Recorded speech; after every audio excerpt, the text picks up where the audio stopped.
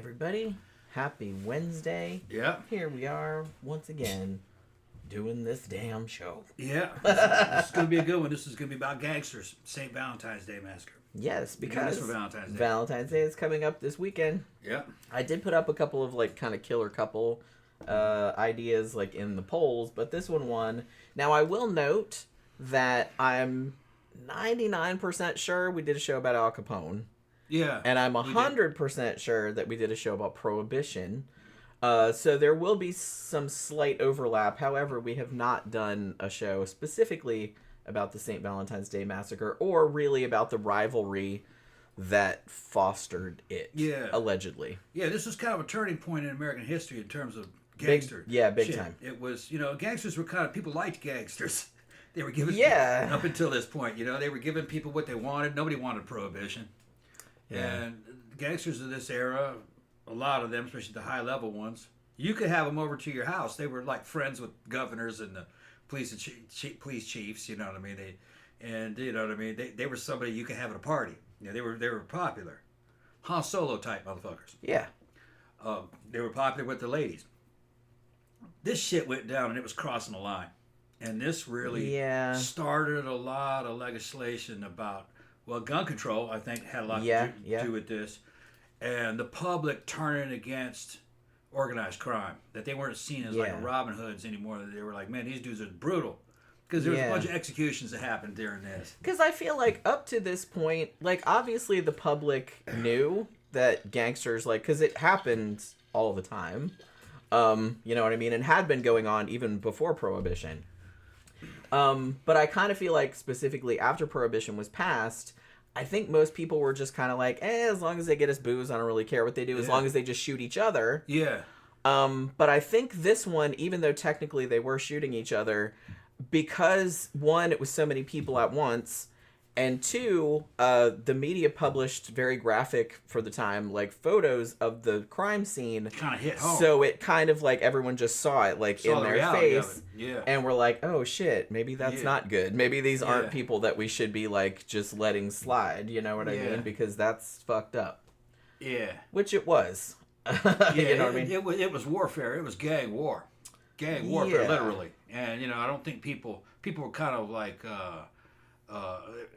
they kind of had a romanticized view of what was happening, I think. Yeah. So when you showed photographs of the bodies, and some of the people were executed. I mean, they were. Basically, they were executed. They were lined up and shot. They were all shot in the back. Shot in the back with fucking Thompson submachine guns. Yeah. By dudes dressed up as cops. Two of them were dressed up as cops. Yeah, it was a whole team of guys. But it was a whole team of guys. Yeah, but the public, it became like a reality in the minds of the public that, this isn't just theoretical. These dudes fucking murder each other. They fucking did that. Yeah, they're pretty dirty. And the public sentiment started to turn against organized crime at this event. Now, this type of organized crime, motorized bandits, Bonnie and Clyde, people romanticized that too, but they were fucked up. They killed cops when they didn't really have to. They did shit. You don't have to kill a cop, And the cop of the era was like a mall security guy. He wasn't really well trained or well paid or well armed. Most of them, you know what I mean. The criminals of this era, of any kind of organized criminal of this era, fucking outclass the police, by magnitudes of order. You needed special agents to hunt them down, like Frank Hamer and shit like that. But it's just part of American history, and we're going to talk about it today. And particularly in this era, and particularly in Chicago, where the St. Valentine's Day Massacre occurred, it was pretty much everybody knew that the cops were super fucking corrupt. Yeah. And many, if not all of them, were in the mob's pocket. Yeah. And so the mob was kind of allowed to operate with impunity to a large degree. Yeah, the average civilian didn't really give a shit because there was no love for the police or any of the institutions of government at that time. Right. Because the U.S. government and its institutions were predatory. They were for the rich people. And that's just, especially during the era of Prohibition and the Great Depression. There was a big difference between the little people and then people who had power. And it's still kind of like that, but nowadays they try to make it look better.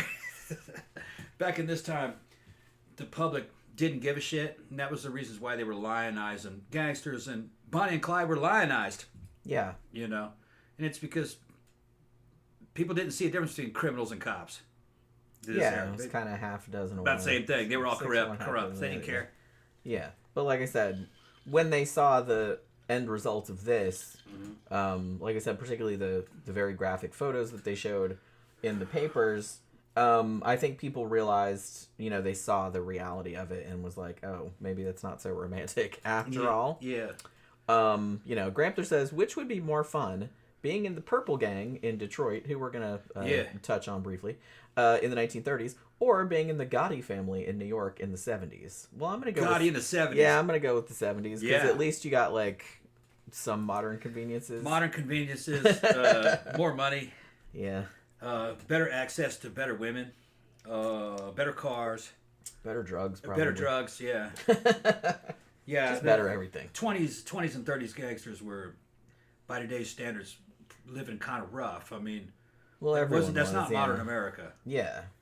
They were just starting to have electricity. There was no air conditioning. Yeah, it was like almost a century Hygiene wasn't very y'all. good. You know, you had flush toilets. You had toilet paper. Well, that's something. Yeah, and showers started to show up in houses and apartments. But, you know, they're just... Nah, they weren't that modern. Some people were. Louise Brooks and some of the Hollywood people, they were on par with a modern person. We've also but that was the elite people. Yeah. You know, the average person you'd run into, they were kind of like something from a third world country by today's standards. Yeah. So I mean, yeah. 1930s is kind of like similar to present day parts of India, probably. Not quite as messy. You know, they have problems with fucking waste disposal. Most of America didn't have that problem, but America was backwards, man, by today's standards. Yeah. In the 20s and 30s. Yeah, well, like I said, kind of everywhere was. So yeah, 70s all day. Yeah, the rest of the world was probably even worse. But that's what I'm saying. Yeah, so but you know, fucking by the standards of a modern American, 20s and 30s would be kind of backwards. Most people. Mississippi was fucking very backwards in the 20s and 30s. They still had outhouses, a lot of places. Yeah, which no thanks. You had a car, but you had an outhouse, no plumbing. I love that they didn't even think to put like windshield wipers and shit like that on cars until what the fuck would you be driving in the rain for? Later. You're supposed to be at home when it's raining. That kind of cracks me up. The first car headlights weren't even fucking electric. I think they were fucking acetylene. Yeah, I think so. Like yeah, acetylene torches. Yeah. Yeah. Which I guess better than nothing, but you couldn't generate enough electric power. Right. With the old electric systems in the cars at the time, you could set off spark plugs, but you couldn't have a bright light. It's like, well, it's marginally faster than a bicycle. You know. There were no roads anyway, so it didn't matter. That's what I mean. Yeah. So you're just going around on dirt roads everywhere anyway. Yeah. So it's just kind of like it was a wagon without a car, without horses. Yeah. That's essentially what it was. Like I said, probably people were like, "Ooh, neat!" Like it seemed like all futuristic and shit. Yeah. But by our standards, yeah. By the time the 40s, 50s rolled around, though, it was an entirely different animal, and that didn't take long, 20, 30 years. Yeah. So I will note that technically, the St. Valentine's Day Massacre is considered unsolved because they never really figured out exactly who did it. Most theories, I mean, pretty much all but one theory that I've seen, say that Al Capone was definitely behind it. They know that Al Capone wasn't there because he was provably in Florida at the time that the massacre occurred. Oh yeah, everybody had alibis. But that was kind of his thing. Like when he would set stuff up, he's like, I'm gonna make sure I'm not in that area. You know what I mean? And I can prove that I'm someplace else. And so that's not crazy to think about. But I feel like 99% of the theories are like Al Capone was behind it somehow. But they just kind of, sometimes the identities of the shooters are different. Yeah, however, there is one other theory that kind of maybe, I don't know, but we'll talk about that later. I'm pretty sure Al Capone did it. Most people think that Al Capone was behind it. Guys that he trusted, maybe a few mercenaries on the side, guys that they hired for it. But whoever it was, nobody ratted.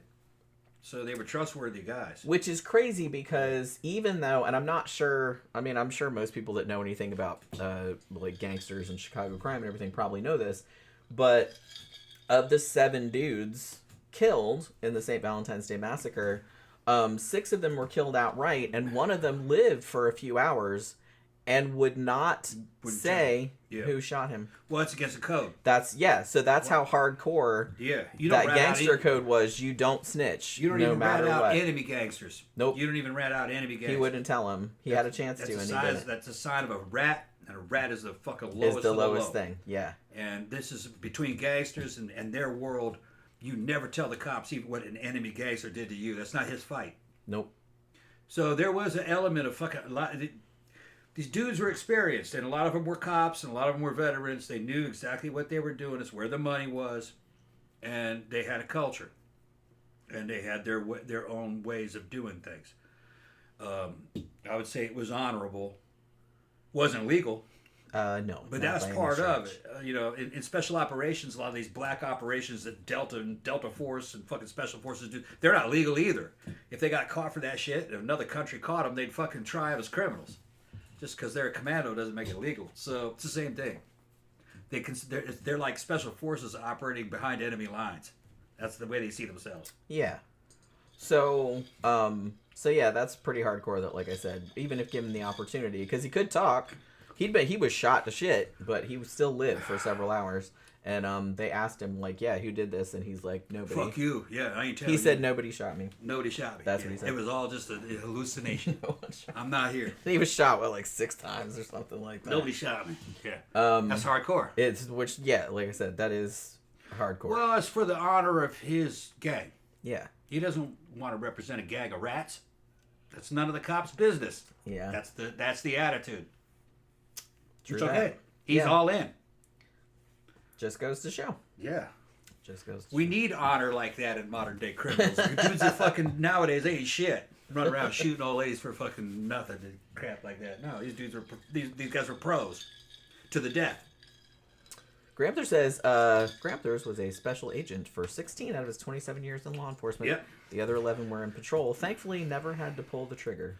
Yeah, and if you're new to the show, me and Grandpa's went to high school together. We studied drama together. We were in the same drama class. So there you go. Yeah. It's a small world, isn't it? Yeah. It's funny how sometimes, like, because we do this show, like, well, I think you in particular, I don't really think I've had anybody come on here that I didn't know already. Yeah. Like, from my past or anything like that. Yeah. Had anybody found me and be like, hey. None of the criminals I know have come forward. Maybe they're just listening and they're not They're probably just commenting. listening. My cousin comes over.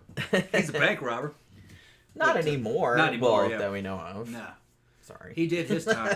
He did his time in federal penitentiary, 15 years. Yeah. Got into a shootout with the cops. He had a submachine gun. Yeah, fucking. Yeah. Yeah, he Like I built a said. Sten. He built a Sten gun.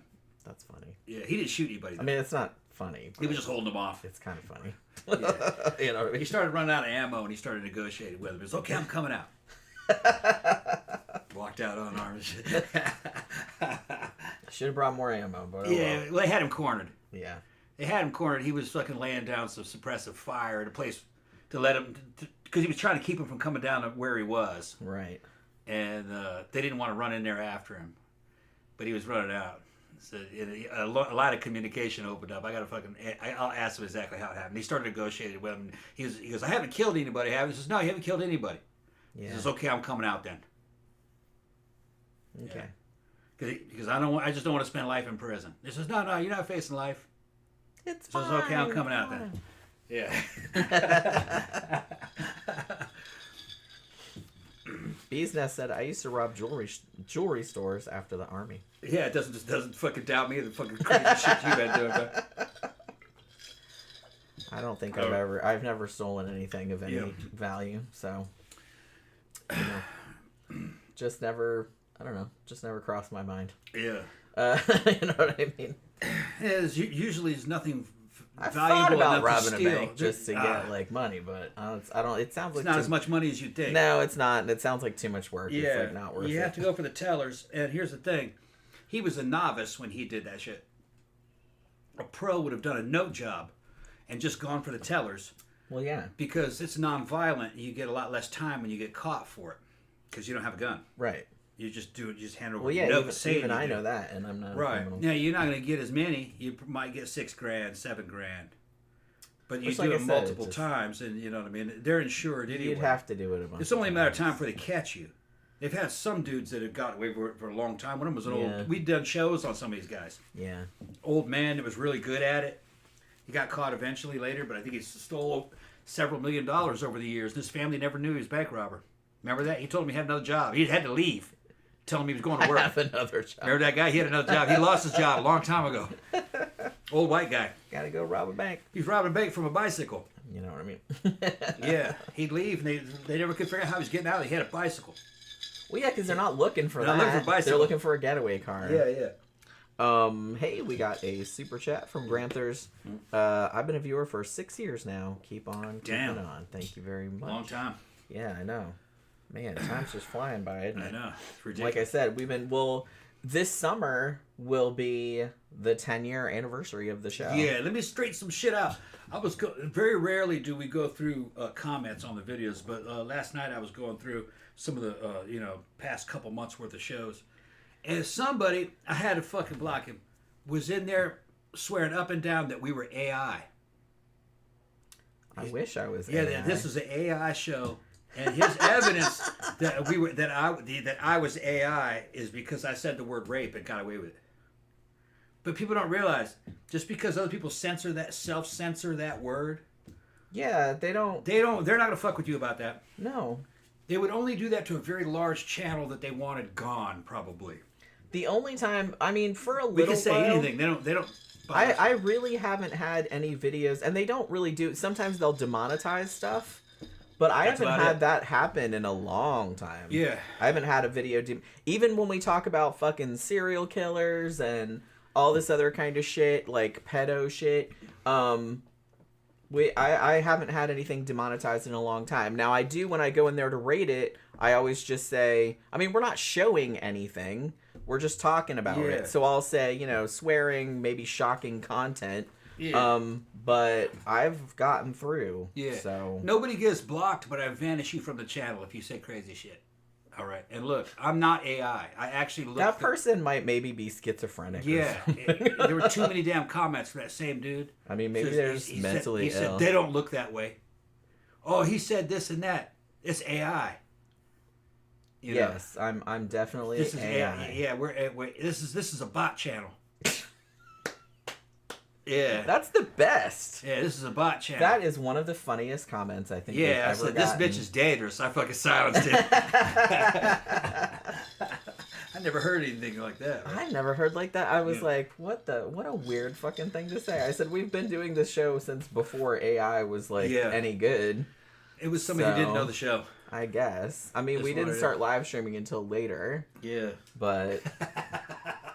That's pretty funny. Now I'm going to go around telling everybody I'm AI. Yeah, this is AI, man. Hey, if I was AI, I'd be a lot better looking, okay? I'm just telling you that right now.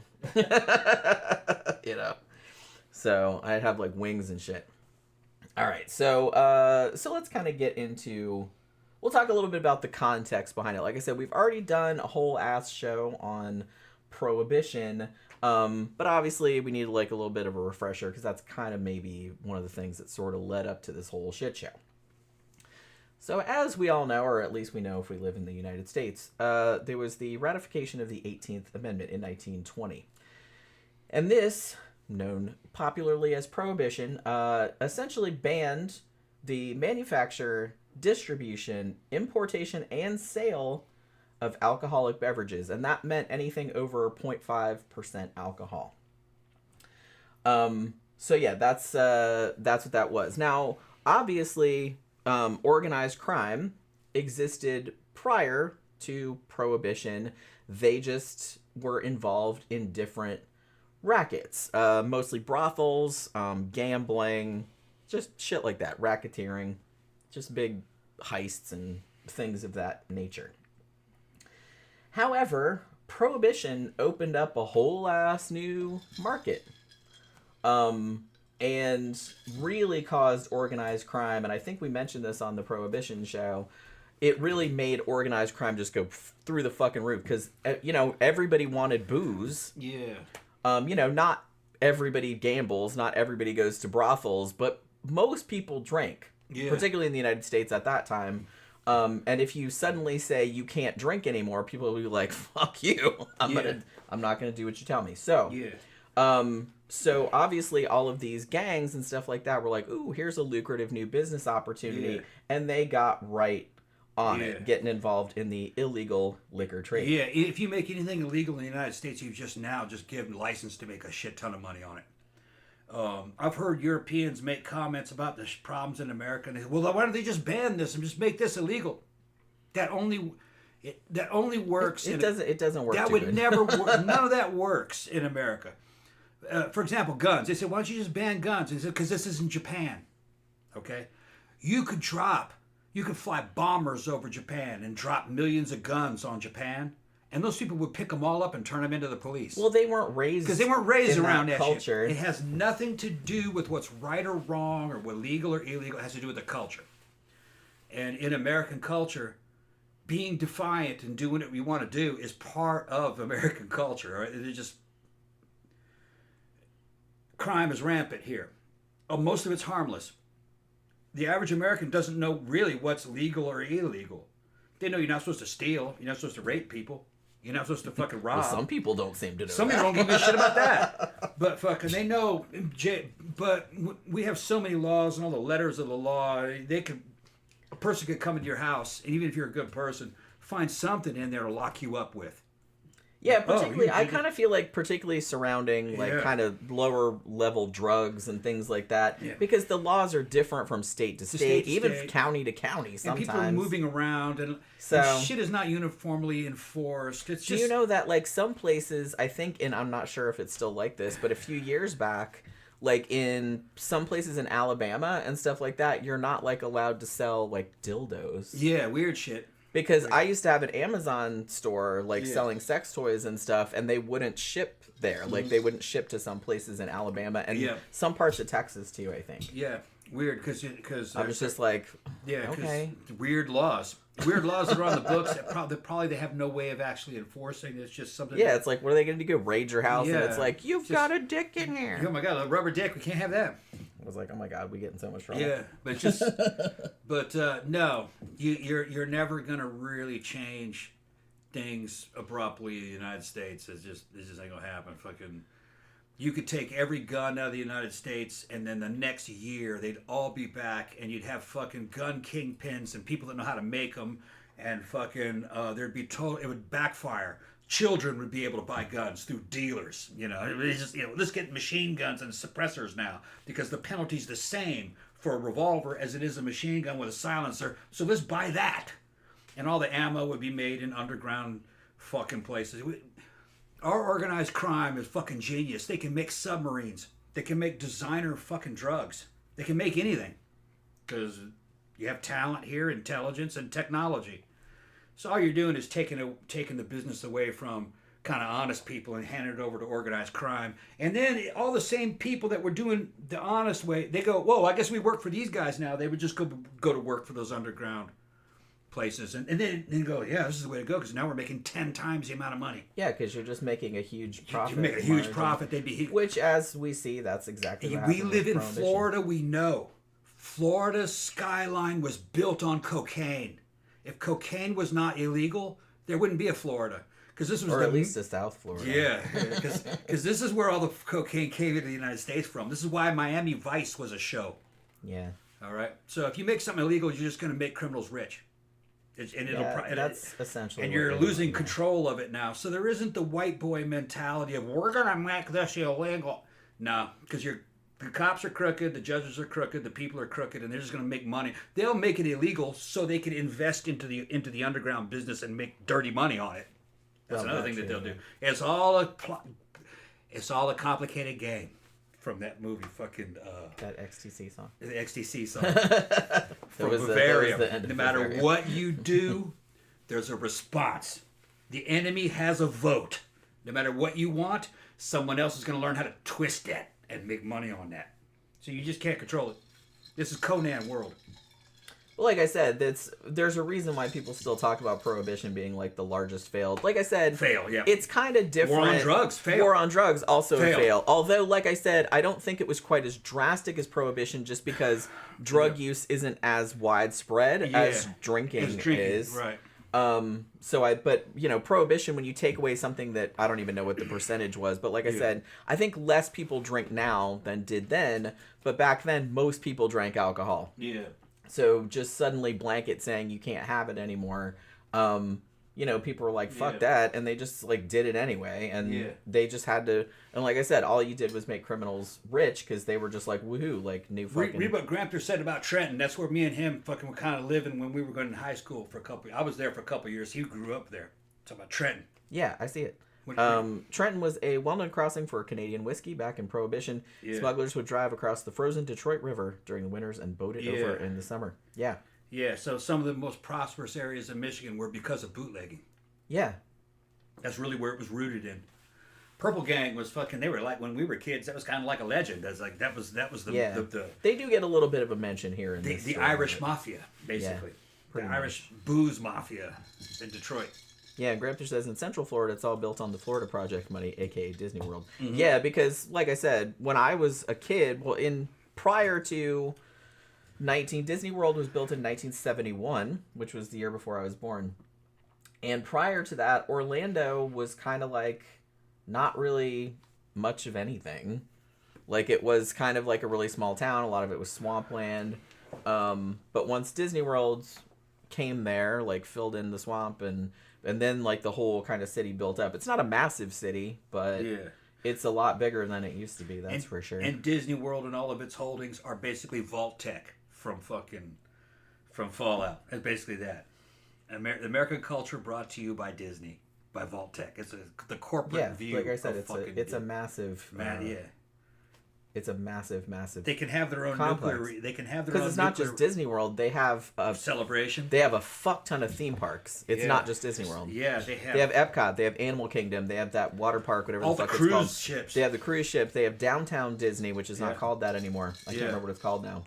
Maybe it's called Downtown Disney. They almost kind of feel like they own all the freeways because it looks like Disney. It's like a whole ass. Yeah. And technically, I don't know how many people not in Florida know this. Technically, Disney is not in Orlando. It's actually a bit of a drive from Orlando. Yeah. It's actually technically in Kissimmee / Lake Buena Vista. Yeah. Which is kind of its own area. But yeah, I mean, it's kind of far from downtown Orlando. It's about 50 minutes from us. I think from downtown Orlando, it's probably 20-30 minutes. Yeah. Something like that. So it's not actually in Orlando proper. Disney is so powerful that they have the right to make their own nuclear reactors. They haven't done it, but they can do it if they want to. That was something that they signed into their contract early on when they got that land. That's a little sinister that they're like... They could have their, well, if we wanted to, theoretically, we're not saying we're going to do it.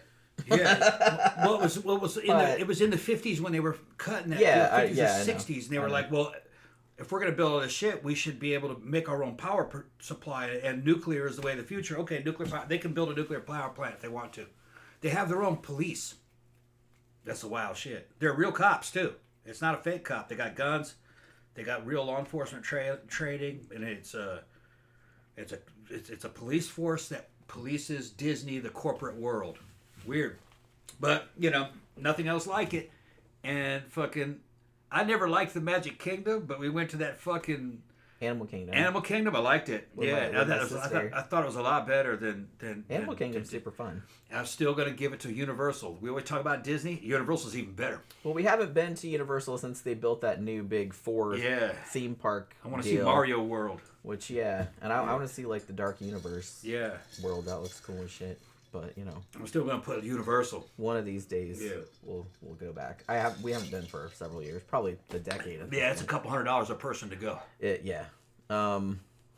Which would be a worse floor to hell, spending a week at Disney or a week at the Villages? Oh my God, the Villages. Who the fuck wants to go there? I don't want to hang around with old people with STDs. Yeah, that's what it is. It's a very old population. It has the highest level of STDs. That's where all like a bunch of all the hookers were boomers with cooties. Yeah, no thanks. All the hookers fucking go through fucking when they do their little tours. They all go through fucking the Villages. You can go on the hooker applications and see when they're going to be there and everything. Fucking, it's fucking funny. Although I think I've never been there. I've been through it, but I haven't been to any of the bars there. I heard it's fun. It's an older crowd. Define fun. Evidently, they drink and they get wild. Fun for whom? And they drink, they get wild, and I just heard that they don't give a shit and it's fun. Yeah, but I mean, the same thing happens. Money. The same thing happens at Barbarella. It's like Barbarella. It's older people that drink and have fun. Yeah, and a lot of them still look good. But they're Gen X. A couple of them are boomers, I guess. Yeah, so it's mostly Gen X. Yeah, it's Gen X. But some younger people too. Yeah, they look good. Yeah, they are. I'm sure the music is much better than whatever they play at the villages. So, you know what I mean. So I don't see myself going to the villages for any reason. I just don't see any reason to go there. You guys know what we're talking about. There's a place here called the Villages, and it's a city. It's a retirement city. It looks great. It's got all these enclosed, gated communities. It's got its own little downtown area. It's big.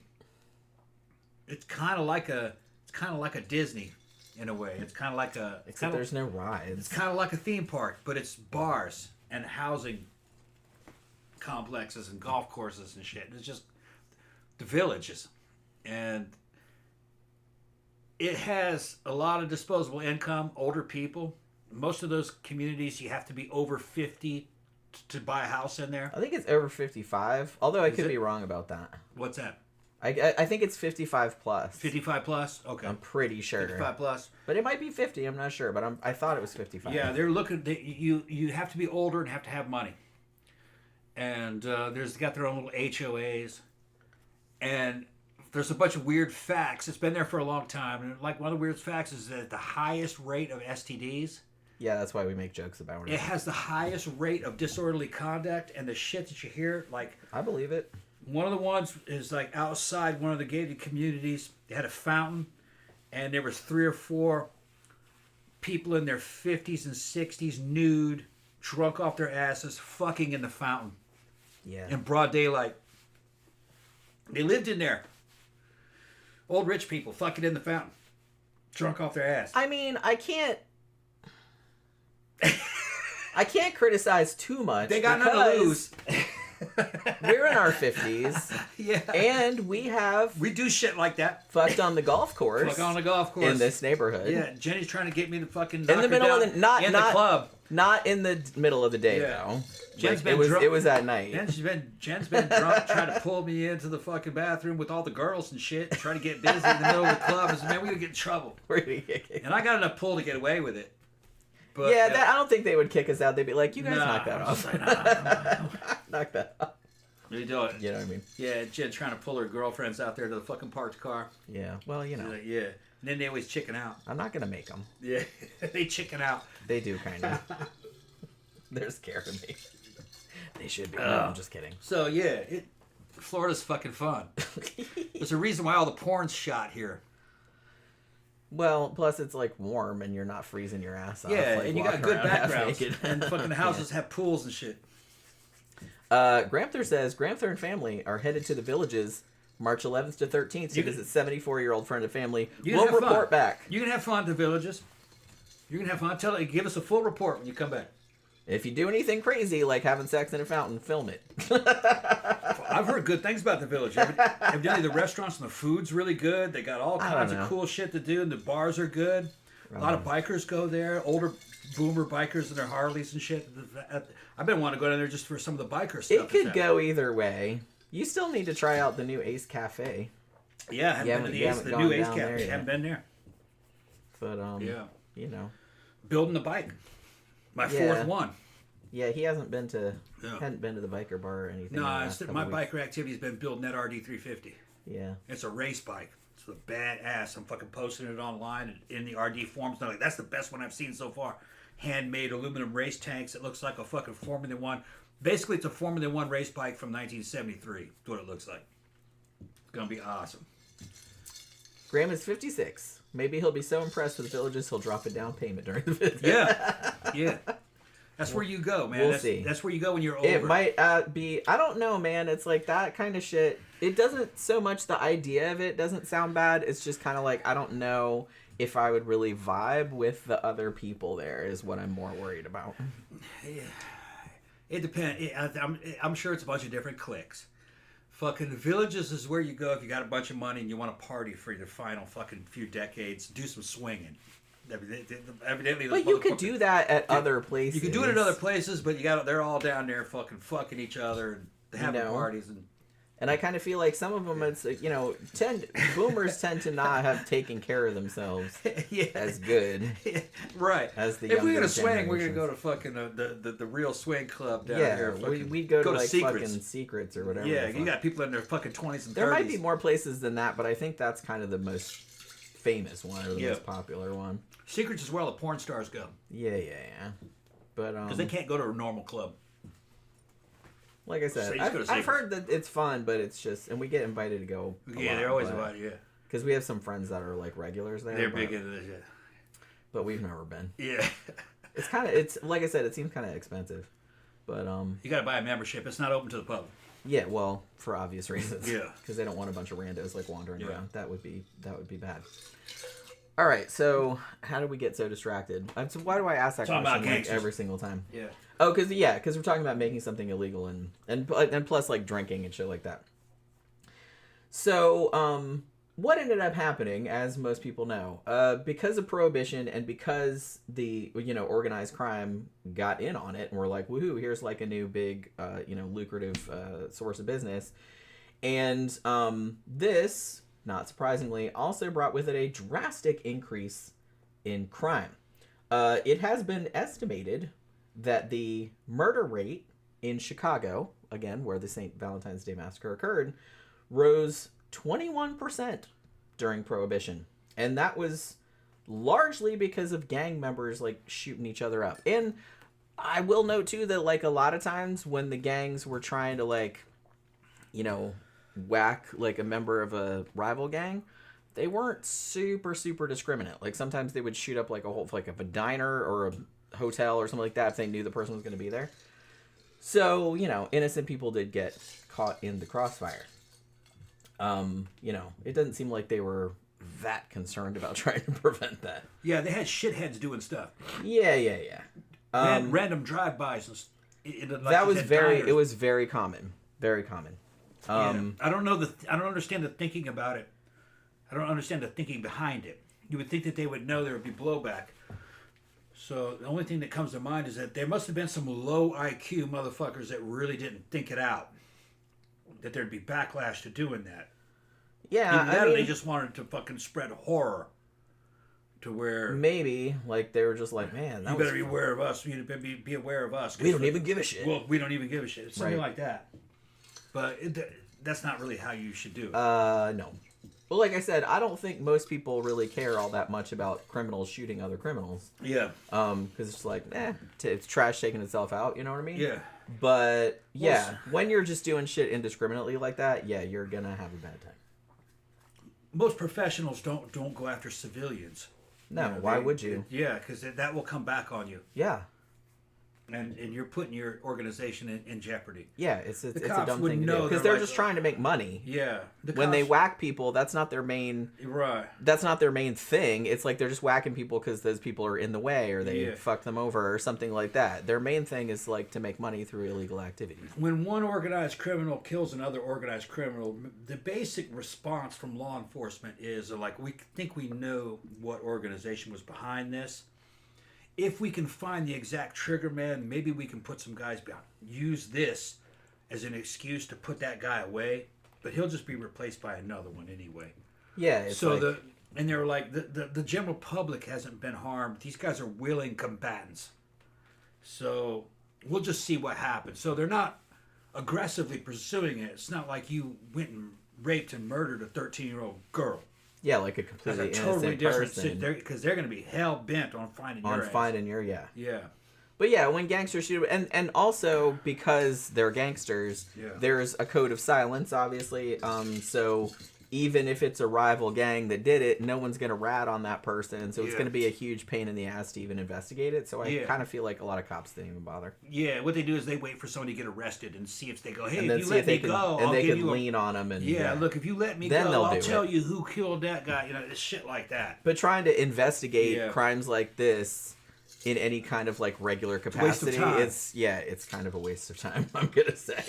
Not saying they shouldn't do it, like they should just let it happen. I'm just saying that You can't actively investigate it. No. Because no one will tell you. no. You have to wait for somebody to get arrested and Yeah. come at you and say, look, remember that guy who got killed? I know who did that. I know who did that, yeah. If you let me go, I'll tell you who did that. Then you can do something. But the thing is those dudes tended not to do that. Yeah. They tended to not rat.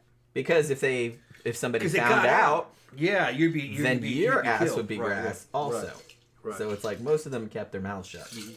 Because they didn't want to get Yeah. killed either. It was better to do the time of what you were accused of than to tell. Yeah. Because they'll kill you or your family. Yeah. They do that too. So it's better to just, well, I got 5 years. I'll just do the 5 years. Yeah, it's like, oh, right, no biggie. Yeah, right. 5 years in prison.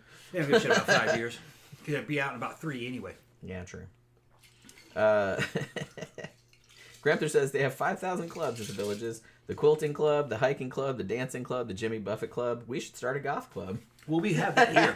You don't want to do that at the villages. I wouldn't do anything at You the do villages. that closer It's to in town like what we do. Yeah, like I said, I would rather go to Barbarella, which is not...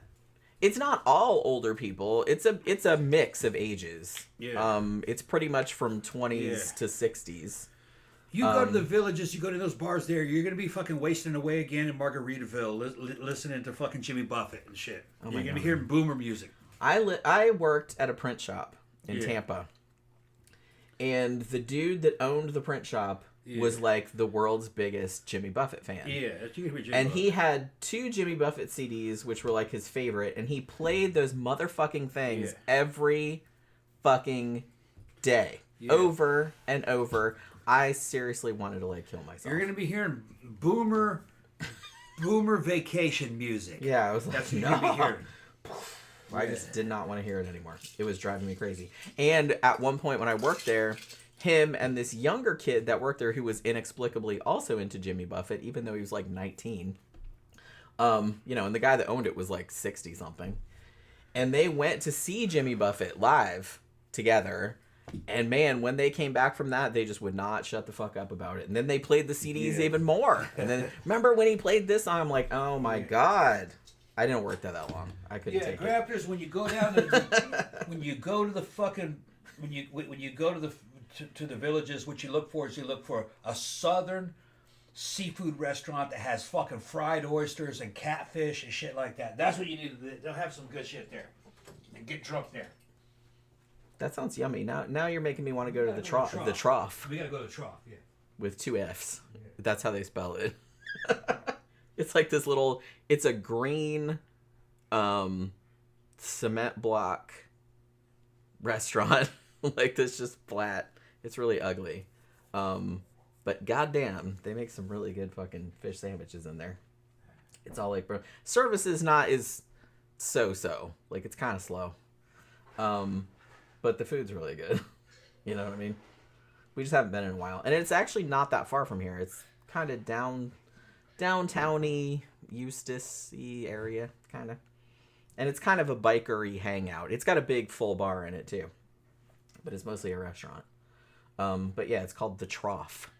But Troff. Not spelled like trough is really spelled. Which kind of bugs me. Because I'm kind of a spelling and grammar Nazi in that way.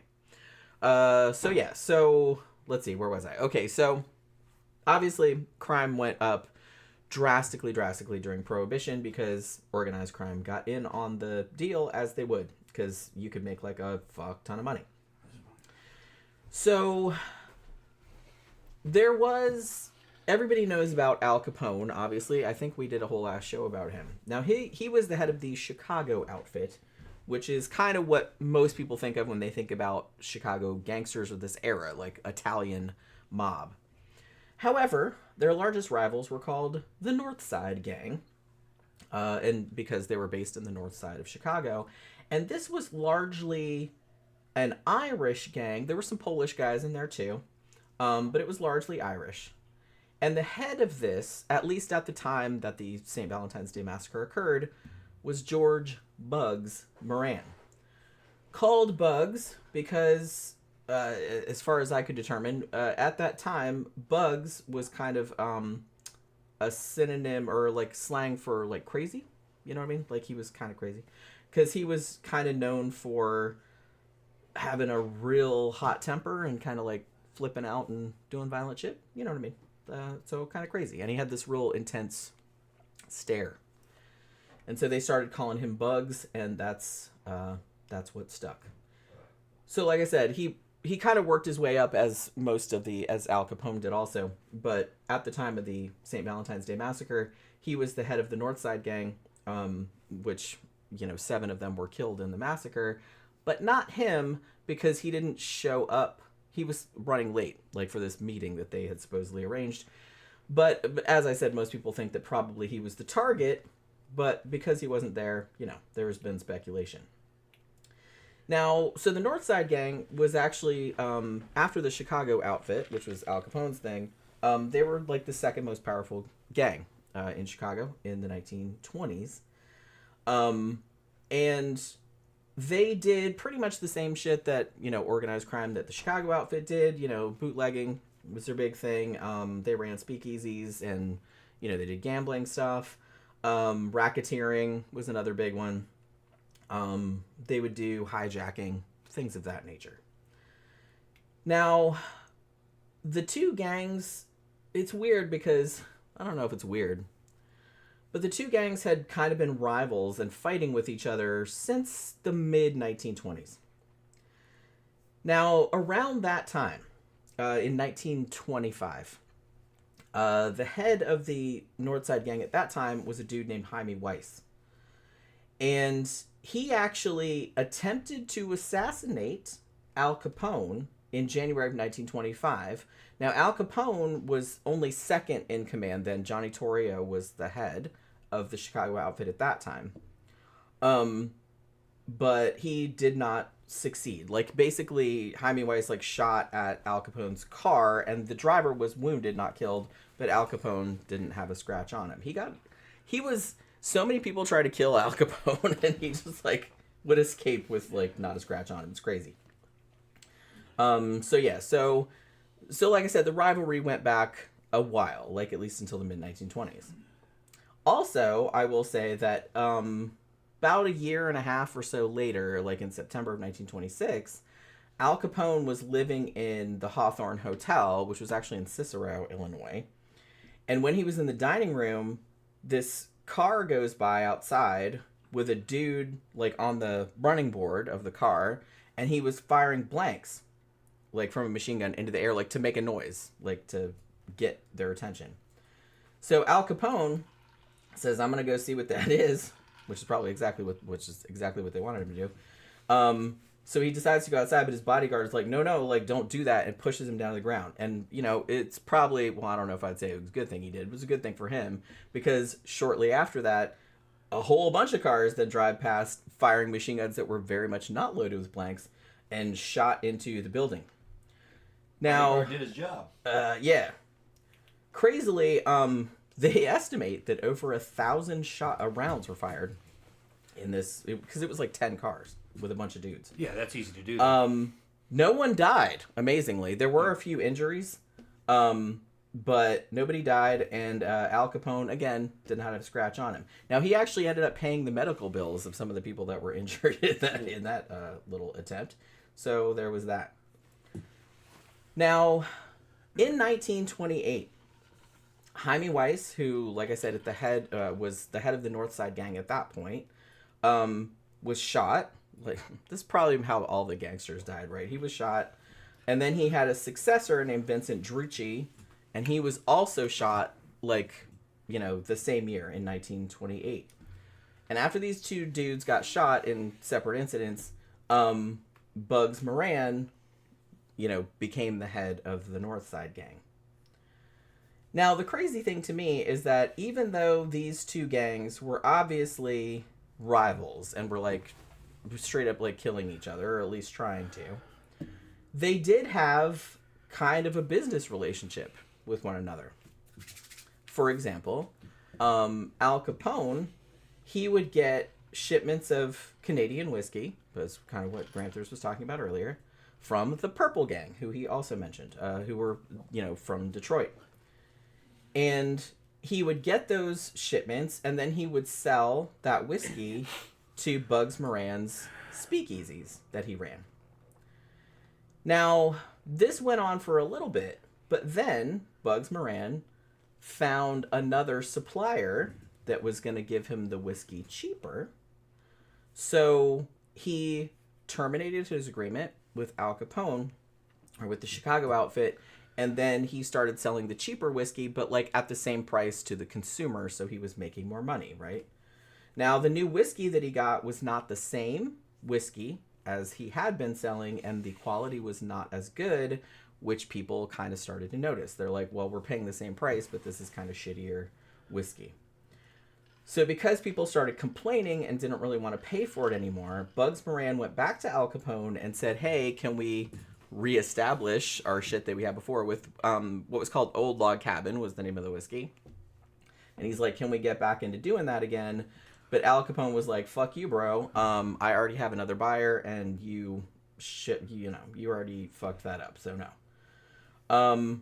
So basically, Bugs Moran was like, okay, and he tried to do an end run around him by, like, hijacking a bunch of the Purple Gang's shipments, like, to get them for his speakeasies, rather than going directly through Al Capone, because Al Capone said no.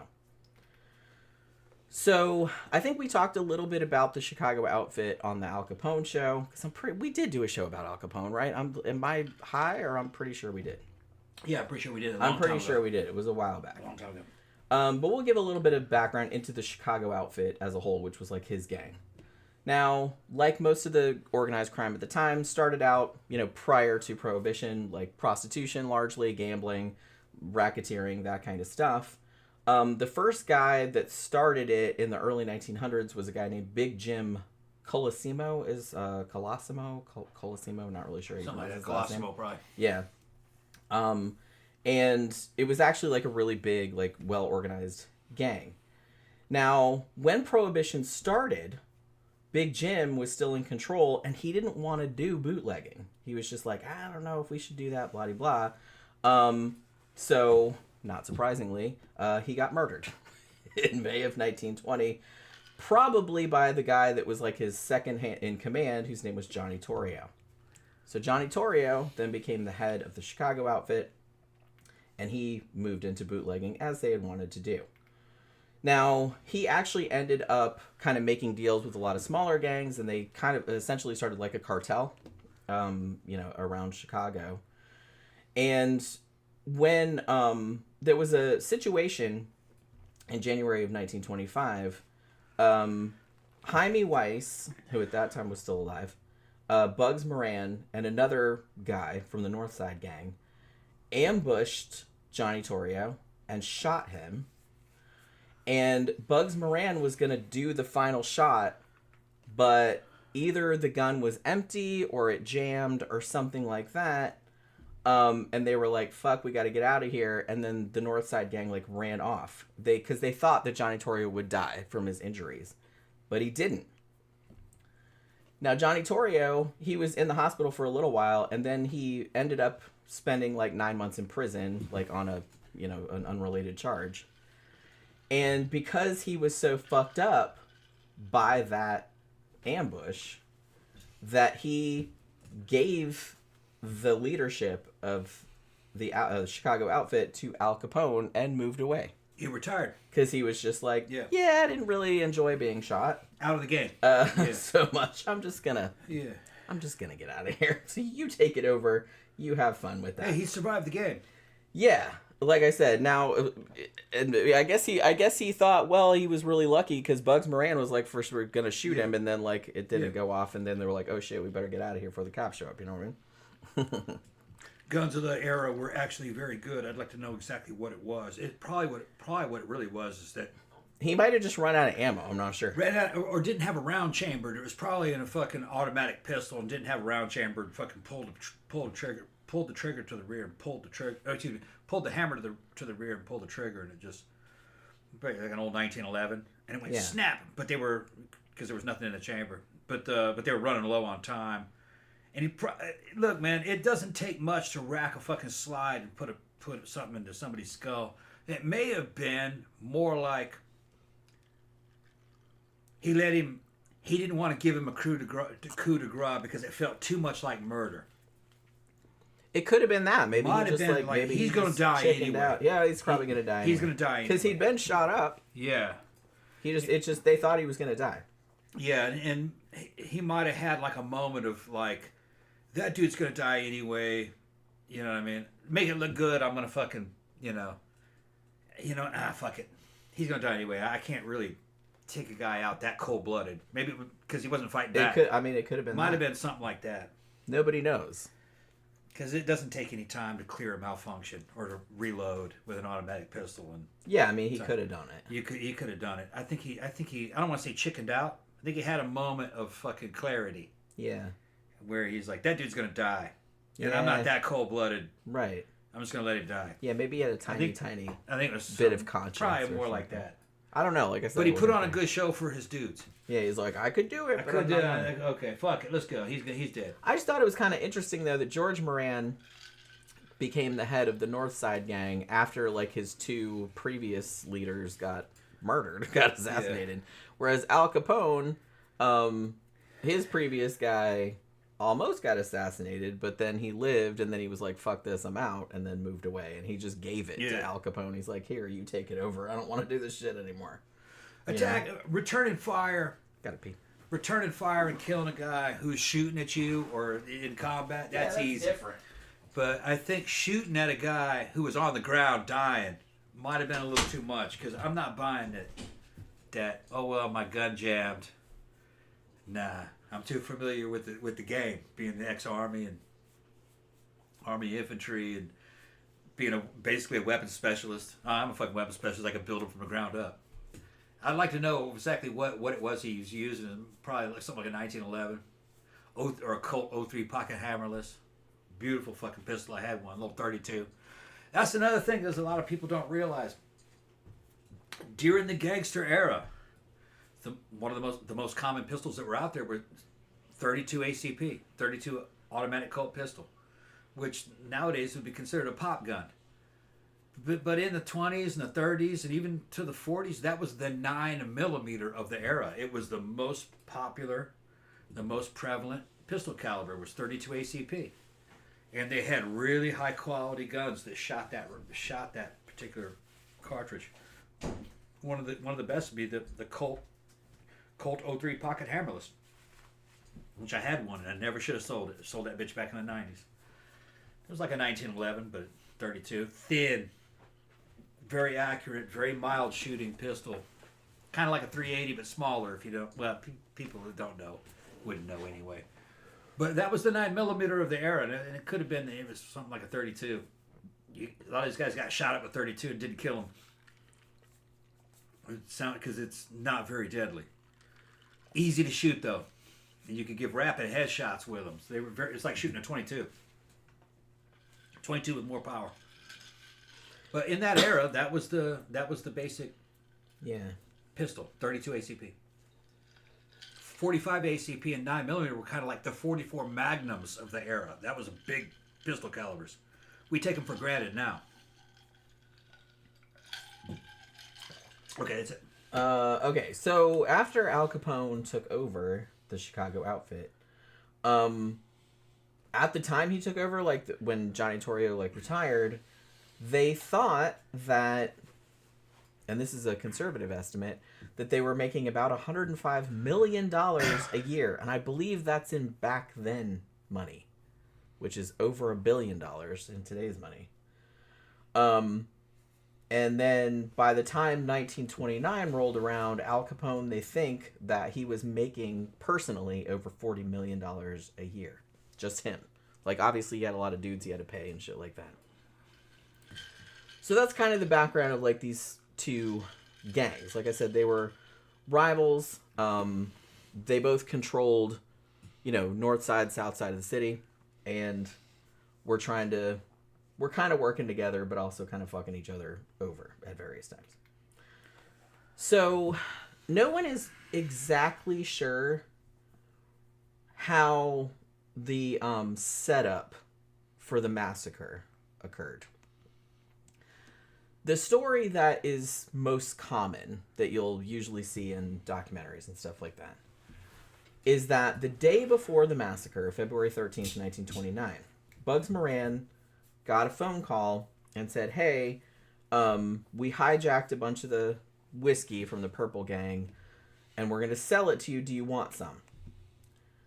And so he said, okay, well, I'll meet you at this garage, on Clark Street in Lincoln Park in Chicago at, 10:30 in the morning.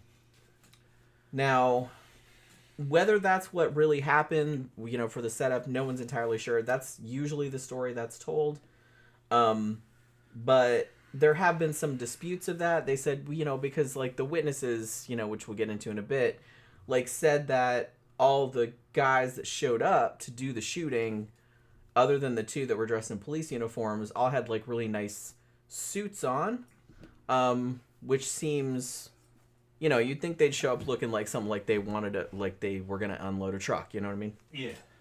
And you'd think that like Bugs Moran and the others would be suspicious. Like, why are you guys dressed in nice suits? You know what I mean? It's like they looked more like they were dressed for like a business meeting rather than unloading a truck. So, so there's some kind of disputes about how they exactly set this up. But it worked, whatever it was, you know what I mean? Because everybody came to the place when they were supposed to. So on Valentine's Day, February 14th, 1929, 7 guys were in the garage. They were actually waiting for Bugs Moran to show up. He was running a little bit late. And there were a couple other guys that were coming with him, like 2 other guys. Now, the 7 guys who were in the garage were a guy named James Clark. That was actually his alias. His real name was Albert Kachelek. There was also Bugs Moran's second, his right-hand man guy, his second in command, Adam Heyer, who was also his brother-in-law. The first guy I said was his brother-in-law. Adam Heyer was actually the business manager of the gang. Then you had Albert Weinshank, who managed a bunch of businesses, usually like dry cleaning, fabric dyeing, things like that, like a bunch of businesses they had. So he was the manager for that for Bugs Moran. And then you had 2 kind of hitmen / goons who were brothers, Frank Gusenberg and Peter Gusenberg. They were also there. There were also 2 guys who were technically not in the gang that were there. One dude was named Reinhard Schwimmer, and he was real into gambling, and he just kind of liked to hang out with the gang, liked to feel like one of the cool kids, I guess, and they kind of just let him tag along. So he was there. And then there was a guy named John May who worked at the garage and was like a mechanic, and he had a dog named Highball. And I thought that was funny that was the dog's name. The dog's name. Yeah, yeah, because the dog thankfully survived the massacre. The dog was there when it happened, but the dog survived. So the dog was with him, and he was kind of working on a truck while all this was going on. So according to witness accounts, around 10:30, 10:35 in the morning, a black Cadillac pulls up outside the garage. Now, the guy who was driving and the guy in the passenger seat had police uniforms on. And there were 3 guys in the back seat. Like, some of the witnesses were like, it was 4 guys. Some said it was 5 guys. Some said it was 6 guys. But you know what I mean? It was a bunch of guys, in the car. They said the 2 guys in the front had police uniforms on. The guys in the back had, kind of nice suits on. So they come out the car and they go into this garage. They kind of knocked on the door and then went in. Now, not too long after this, Bugs Moran, who was supposed to be at the garage too, with these other 2 guys, he drives by and sees he sees a car and he thinks it's a police car. And he's just kind of like, okay, well, maybe they're raiding that garage, which was not an unusual thing to happen. So he's like, I'm just going to go around the corner and just have some coffee or something like that. Just wait this out. You know what I mean? Because I'm not going to go there right now. Just in case something bad's happening. So he went over there. Now, meanwhile, while he just passed by, he's probably like, man, I'm really glad I didn't set my alarm that fucking morning. You know what I mean? Because he'd have been fucking killed too. So meanwhile, while he went around the corner to a diner or whatever, the 7 guys inside the garage were forced to line up against the wall as though they were being, and like I said, this is kind of what makes me think that they might have thought it was a raid of the garage or the warehouse, and they didn't seem alarmed by this. I think because this kind of shit happened like pretty regularly, and it was just kind of like theater. Because most of the cops, as I mentioned before, were kind of in the mob's pocket. So I think sometimes cops would like show up, oh, we're doing a raid of your, like, to see if you have any bootleg liquor or anything like that. And they're like, oh, okay, officer, I'm doing, and then they wouldn't do anything, you know what I mean? So I think maybe they thought it was a situation like that. Spoiler alert, it was not a situation like that. They made the 7 guys line up against the wall as though they were going to, like, you know, pat them down or whatever. And then the 4 or 5 guys brought out their Thompson submachine guns and mowed all of them down. Basically, they went across 3 times from what they could determine. Head level, chest level, stomach level. Like, just to make sure that they fucking got them all. Now, let me blow the minds of some of our foreigners that we have here in the chat. The Thompson submachine gun in this era was something you could buy out of the Sears and Roebuck catalog without any kind of background checks, or that none of that mattered. If you had the money, you could have one. And it was expensive. Not everyone had one. I remember somewhere in the adjusted dollars, it was kind of like spending $1,500. I think it was like a $300 gun, maybe a $300 gun, which was a lot of money back then. Well, yeah. It was kind of like $1,500.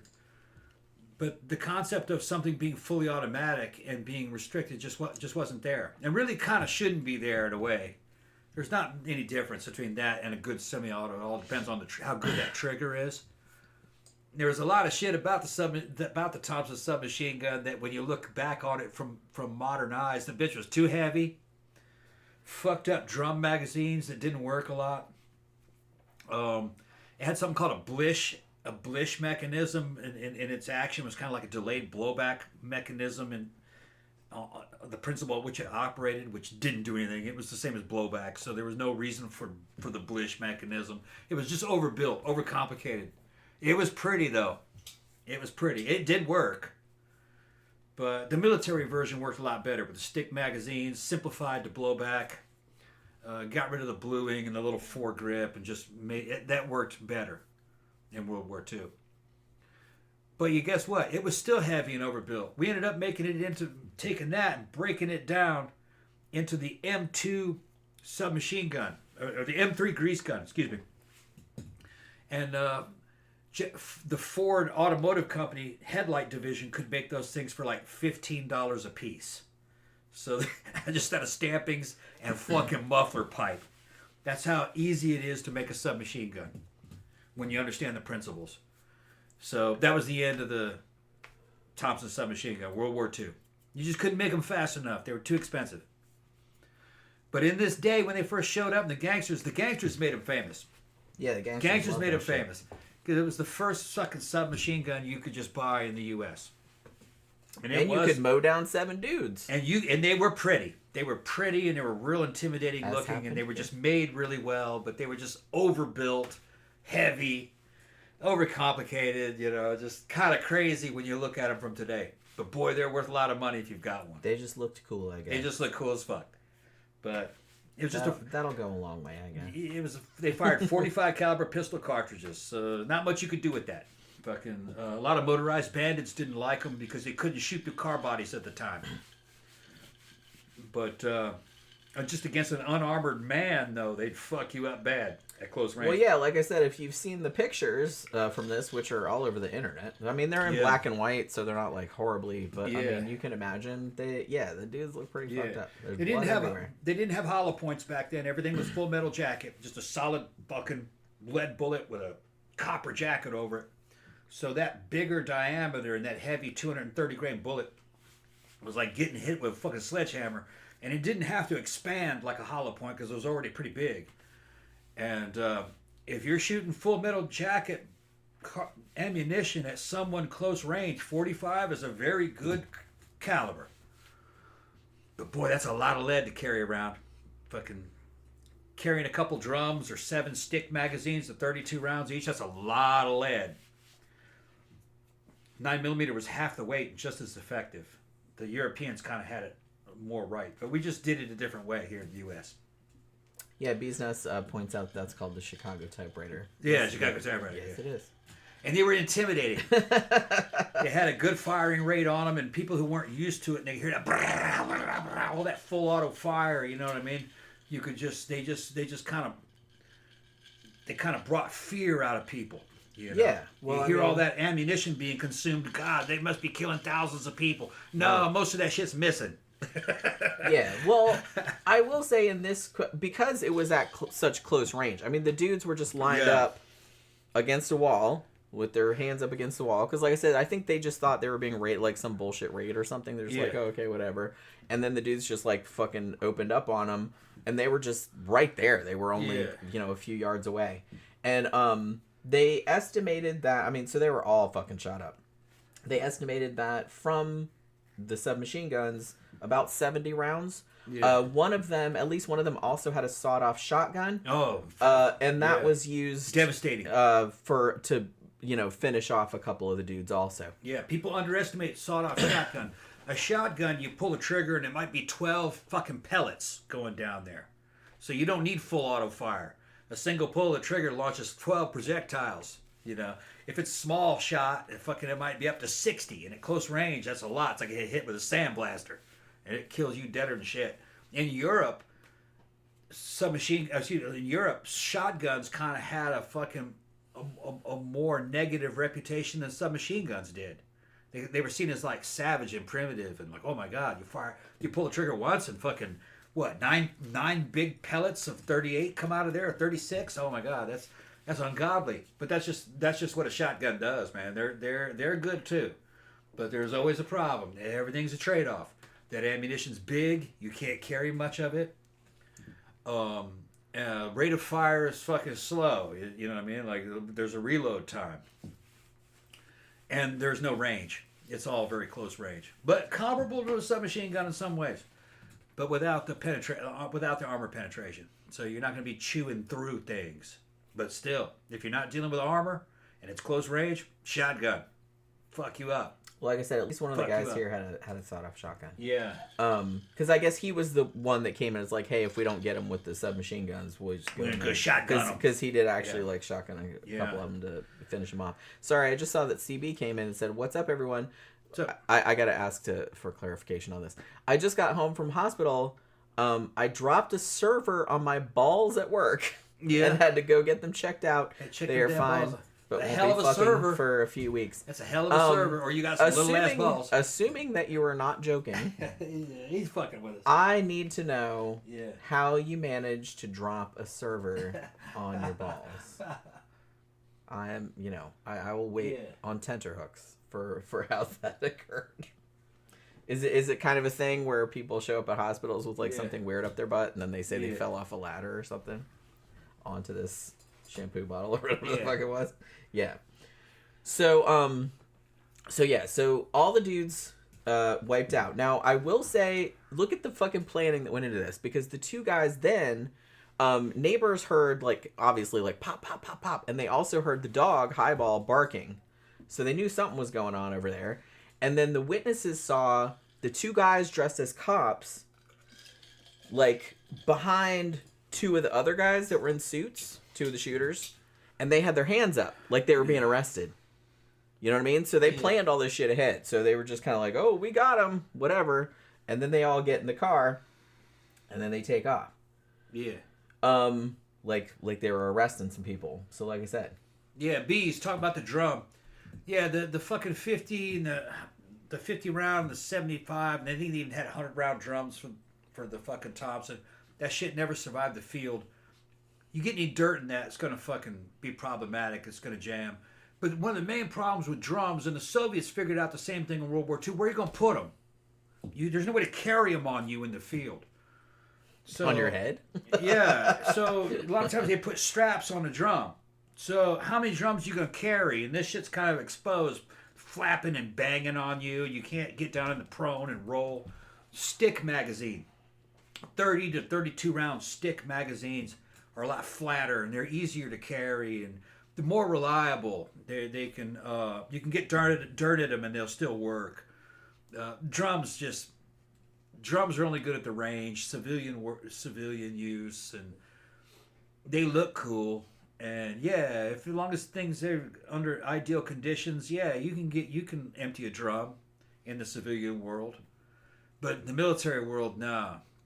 You want a stick magazine. A lot simpler. They can put up with a lot more abuse. They're fucking faster and easier to reload them. You don't want drum. The American military version of the Thompson did not come with drums. Stick magazine, 32 round. It's a lot better. More practical. CB said he was taking it from the van to book it in when I put it on the table. Oh, wait. So, and then your balls were on the table and you put it on top of your balls on the table? How'd that work? Yeah. I'm having a hard time picturing. I don't have balls, so I don't know like how much they're in the way at any given time. Like, whoops, I put my balls on the table and I accidentally stabbed them with a fork. It happens. You know what I mean? I don't know. So that's a funny story. You know what I mean? Ended up dropping shit on your balls. Have you ever dropped anything on your balls, Tom? No, man. I never drop anything with balls. I'm careful.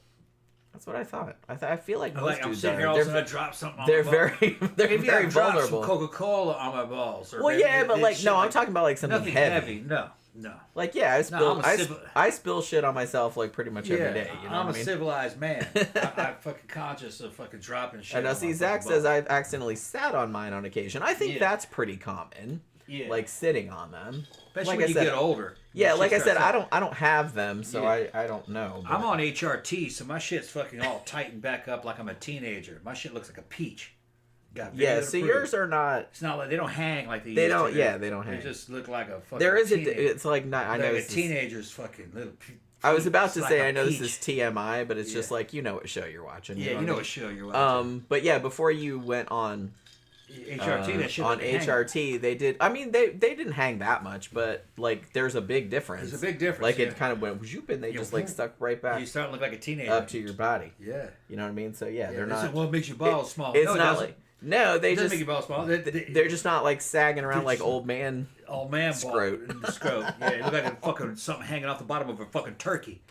Fucking with a fucking turkey. Or like truck nuts. Truck nuts. Yeah, you don't have that. You don't want to look in like truck nuts. No.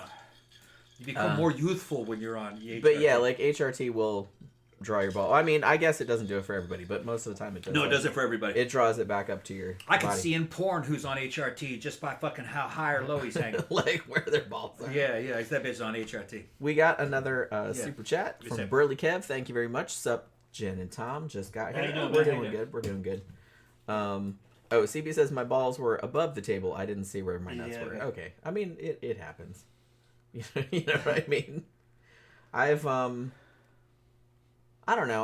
Like I said, I feel like I can't judge because like I randomly run into walls and shit like that all the time too. So, you know. But like I said, I don't have balls, so I don't know what that would be like. That would be really weird. I feel like people probably don't know what the fuck we're talking about. Look, if you see a teenage girl in her prime of life, her boobs don't hang. They're these fucking nice, fucking perky things. That's just the way they are where they're supposed to be. They kind of look like implants. It's the same with a man's balls. As he gets older, that shit will just start fucking hanging. Yeah, gravity takes. It's just gravity kind of takes over, but it has a lot to do with hormones. It has a lot to do with hormones. You put the hormones back in there, that shit will just go right back up like you were fucking teenagers. Yeah, just right up to your body, like okay, yes sir. And it'll look like a damn peach. Yeah. With a fucking big old dick hanging. In my case, you had to like make that distinction. Yeah, maybe not in y'all's case. Y'all's dick in my may case, not be big, but you know, that's how it is. You know what I mean? And honestly, you'd think dudes would want smaller balls because it'd make their dick look. They don't know what they're talking about. They've heard all these rumors about HRT and what all the and steroids and what all this shit. Make your balls small. Yeah, you need small balls. Because your shit's fucking hanging down to your knees. It looks like something off the fucking bottom of a fucking turkey. Nobody wants to see your balls going like that. Like now, you take too much, some of your shit, but that's not HRT, you know. You start doing heavy doses of steroids, the actual testes themselves inside there will start fucking shutting down to a point. But the thing is I can do a shit ton and still never have all that happen. I can still get somebody pregnant. My fucking... all this shit looks normal. It looks like a teenager. Yeah, it looks like... Yeah. Nothing looks abnormal. No. And fucking, you know, me and Jen have been involved in fucking making porn, and I fucking will watch porn, and fucking I've noticed what the other male actors are, and I go, that bitch is fucking on HRT. I could just tell it. Yeah. Just go like, he's 30-something, and with fucking what happened there, and fucking the way he looks, nah, HRT. Especially the dudes that are the older dudes. You can tell who's on it and who's not. The human body has to apply to certain fucking rules. There are laws. And when you start fucking around with hormones, you're now violating fucking the laws of nature. You're now an enhanced human beings. You know what I mean? You're in your 50s, but you're fucking bigger than a teenager, and your fucking shit is fucking working, and that's not normal in your late 50s. It just isn't. I'm fucking 57. 57. Well, you'll be 57. I'll be 57 in a few months. Year. Yeah. This summer. Yeah. I'll be 54. Yeah, and you put me next to a fucking average 16-year-old, I'd blow his ass away. I could kill 2 or 3 of those barehanded. I mean, don't do that. You know, but I don't do that. But I'm just saying, that we know of. Yeah. I'd be stealing girlfriends from him if I wanted to, but it ain't gonna happen. Don't steal 16-year-olds. Yeah, that's gross. I can steal their girlfriends. Yeah, fucking. So that's some Epstein Island shit. Now that's not normal. That shit. Fucking Joe Rogan was talking about this last year. He said dudes like us have not ever existed. We're like a new species. It's not so much that. It's just that the technology is so much better. Like, you don't have to take advantage of it, but it's out there. Well, that's what I was saying. Joe Rogan fucking decisively said, I don't know what's going to happen. Dudes like us have never existed. Yeah. Arnold didn't look like me at 57. Yeah, we kind of talk about that a lot, where because the technology is so much better nowadays, and it's so much more affordable. It's still not cheap, but it's a lot more affordable for the average person. We've never really had anything like this. No. Where like I said, we go out to Barbarella or something like that, and there's people there like in their 50s and 60s, and you would never fucking know. They look like a different species. Like, they are in like super good shape. Like, some of them could pass for 30s, maybe like 40s. And some of them, you look at him, he's an old man, and he's the same age. Yeah. And then, like, we were at Abyss last night. Or last Friday, yeah. Last Friday. And friends of ours, one of Aurora, was, first of all, amazed. Aurora was trying to jump in and she's about 10... Well, how much younger is she? Probably about 10 years younger. I think she's about 10 years younger. She was going on and on about it. I'm bisexual. She's like I'm going to get ready to get on that shit. And I said, fucking, well, just hit us up. But anyway, and I said, I'm almost 60. Don't tell people that because you don't look... Because I'm almost 60. Because she's a lot younger than we are. And she's like, don't tell people that because you don't look like that. And I says, yeah.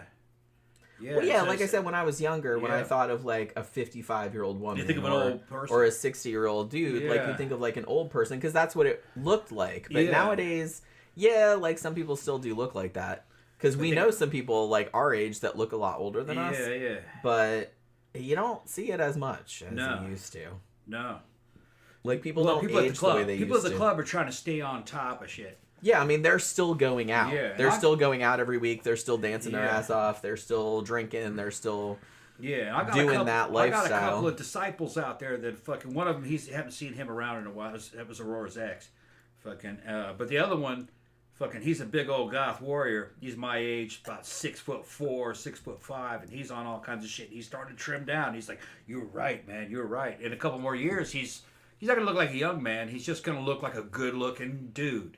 Yeah. You don't have to look young. That's not... look young. You just have to look good. You know, and I don't look like a young person, obviously. Like, no one's going to mistake me for being fucking 25. You're just very attractive. But it's just kind of like, you just want to look good for your age. And if you look younger than your age, that's good too. Jen's lower body is developing. She's getting the fucking booty and the fucking thighs and shit. And she's fucking showing that shit off at the club. And the other girls are going like, don't worry about dudes. Say the girls are going, God damn. Yeah, mostly it's girls that are girls going, God damn. Look at your butt. And to a woman... to a woman, that's more ego inflating than a dude. Because dudes actually have lower standards.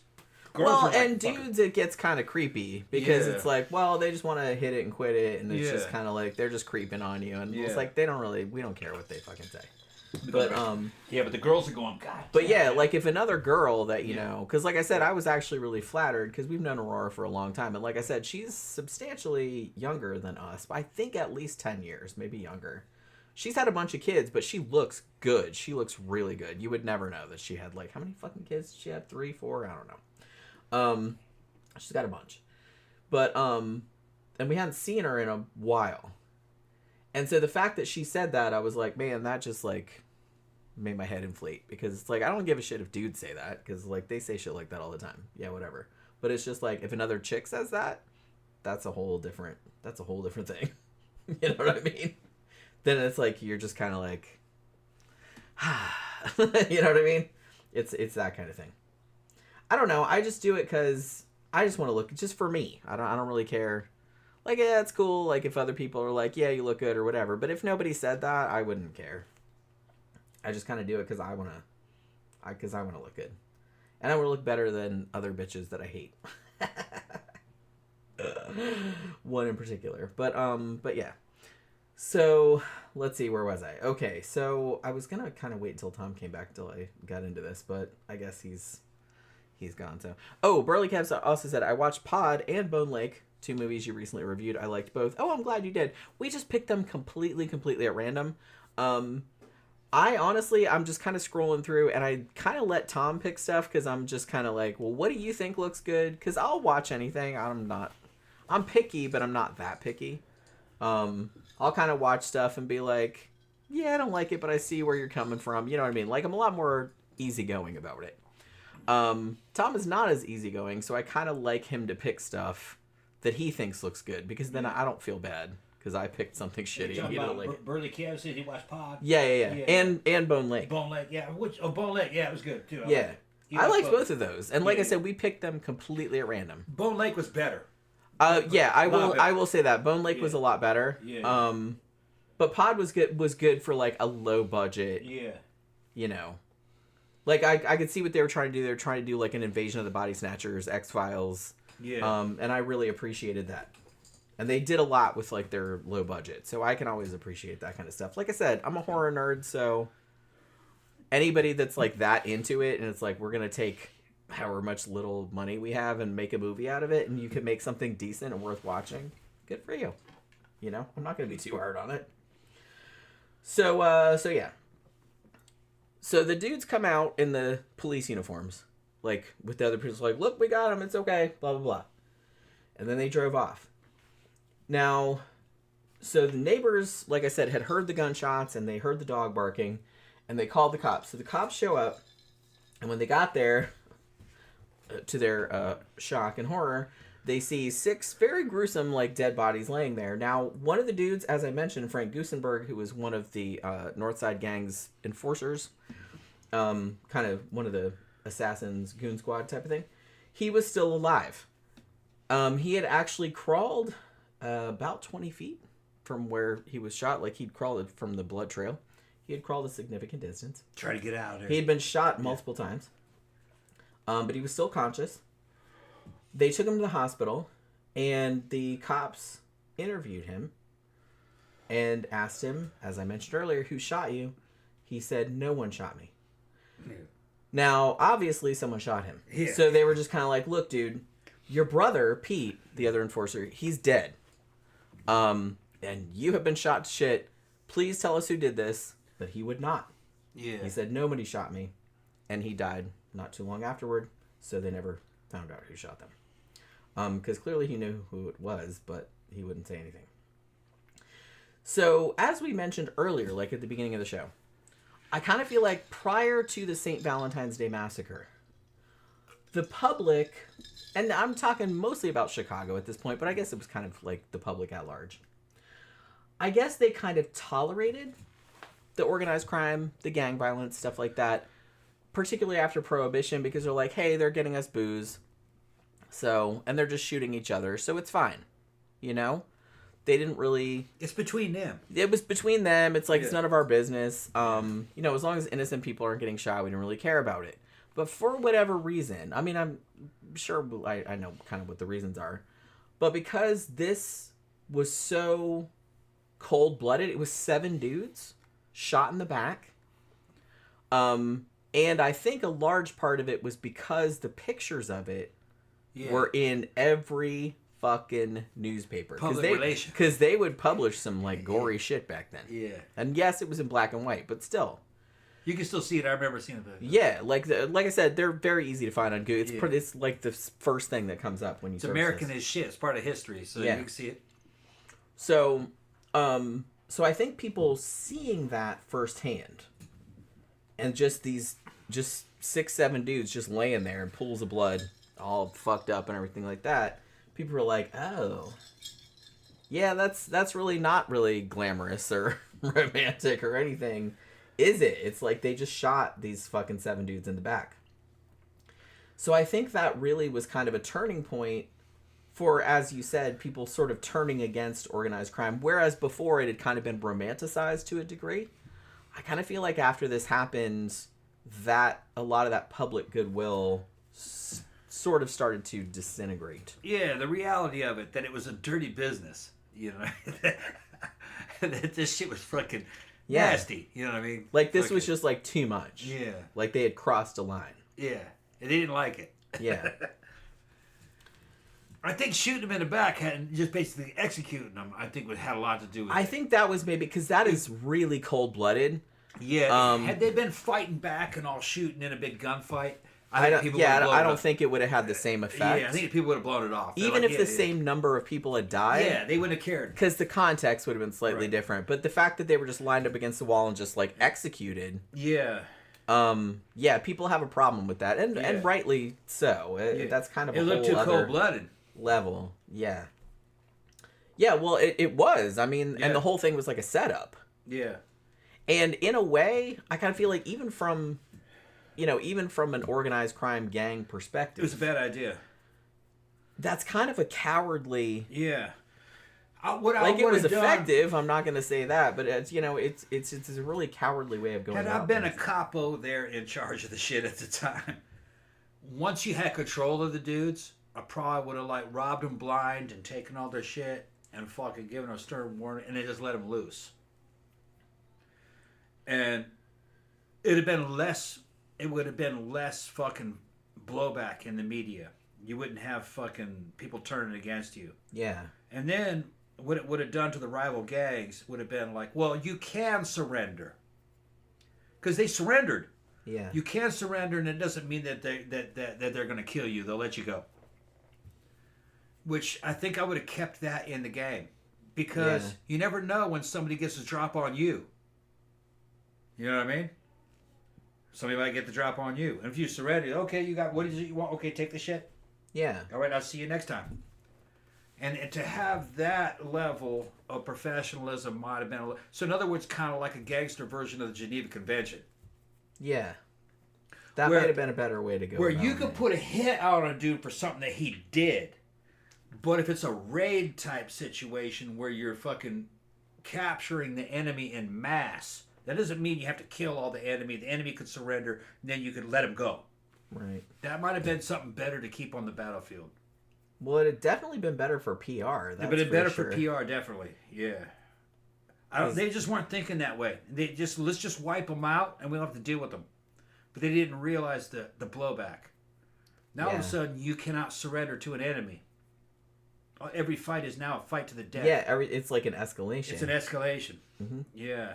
And now both sides of this criminal warfare are seen as fucking enemies of humanity. So I think I wouldn't have done that. Yeah. I'm not really sure if they realized their error. They didn't realize it would be taken that way. Yeah, I guess not. I guess they didn't really have the foresight to see. Because, Right. man, this was like a really big turning point. They're fighting over booze money. Yeah. That's the thing. Nobody really has to die for this. No. Yeah, some dudes might have to die for shit that they did, you know, what that individual dude did. Maybe he killed somebody. Maybe like just retaliation. Right, a retaliation, something like that. That would be considered justice. Right. Well, you killed Luigi, so you got to go. Right. But this was just kind of a business type of thing. You know what I mean? They were attacking an enemy brewery, basically. And you didn't have to kill the dudes. No. You know. And the fact that they did it in that way was just kind of, like I said, they already had him captured. It's kind of cowardly. I think, when you look at it, they surrendered, okay? And then they put their faces to the wall, probably thinking that everything would be all right. They didn't realize there had to be some way, because none of them fought back. None of them fought back. So they must have, one, known those dudes, two, thought that it was just like a routine, like nothing bad was going to happen. Yeah, this will blow over. Right? And then, because that happened. None of them turned around, none of them... Yeah. These are not mortal enemies. There's no political disagreement. There isn't even a racial disagreement between these dudes. This is about business, selling booze. There's no reason why you really have to kill anybody over this shit. It's kind of better to keep it more like a friendly competition. You can bring justice to certain dudes that do something to you, and you tell them, look, we killed that guy because he did this. Because he did that. And they go, yeah, we understand. Fair enough. Yeah, okay, we understand that. Fair enough. And you could work it out that way, because this is business. Yeah. But this kind of made it personal. It's a bad idea. It was a very bad idea. I think it was a bad idea. I mean, in hindsight, it was a very bad idea. I think he thought whoever ordered it was probably Capone. I think he thought that it would be a one and done. Yeah. And it wouldn't make a big deal. It wouldn't have any repercussions long term. He was wrong. Nope. He made the game to where you couldn't surrender. Yeah. It was a fight to the death no matter what. Which is, not a great That's not profitable for anybody. No. So, Bugs Moran, who, like I said, had come to the garage, but saw what he thought was a cop car, and was like, yeah, I'm just going to go over here. So he didn't actually know that 7 of his dudes had been shot until a little bit later.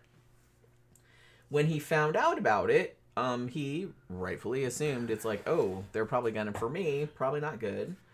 So he checked into a hospital under an alias saying that he had the flu. And then he sent a message to the guy who was the head detective at the Chicago Police Department at the time. And he told that guy that he's like, I don't know who's behind the shootings. And the quote was, we're facing an enemy in the dark. However, a reporter that came to him later, he didn't outright say that he thought Al Capone had done it, but he did say only Capone kills like that. That's what he said to the reporter. Yeah. So he pretty much immediately thought Al Capone was behind. I agree. I think it was probably Capone. I mean, probably. Most people do think that Al Capone ordered it. Like I said, Al Capone was not there. Like, he was provably in Florida at the time that this occurred. He ordered it. But most people are pretty sure Capone that he had ordered it. They just couldn't prove it. Capone had kind of a volatile personality. He took shit real personally.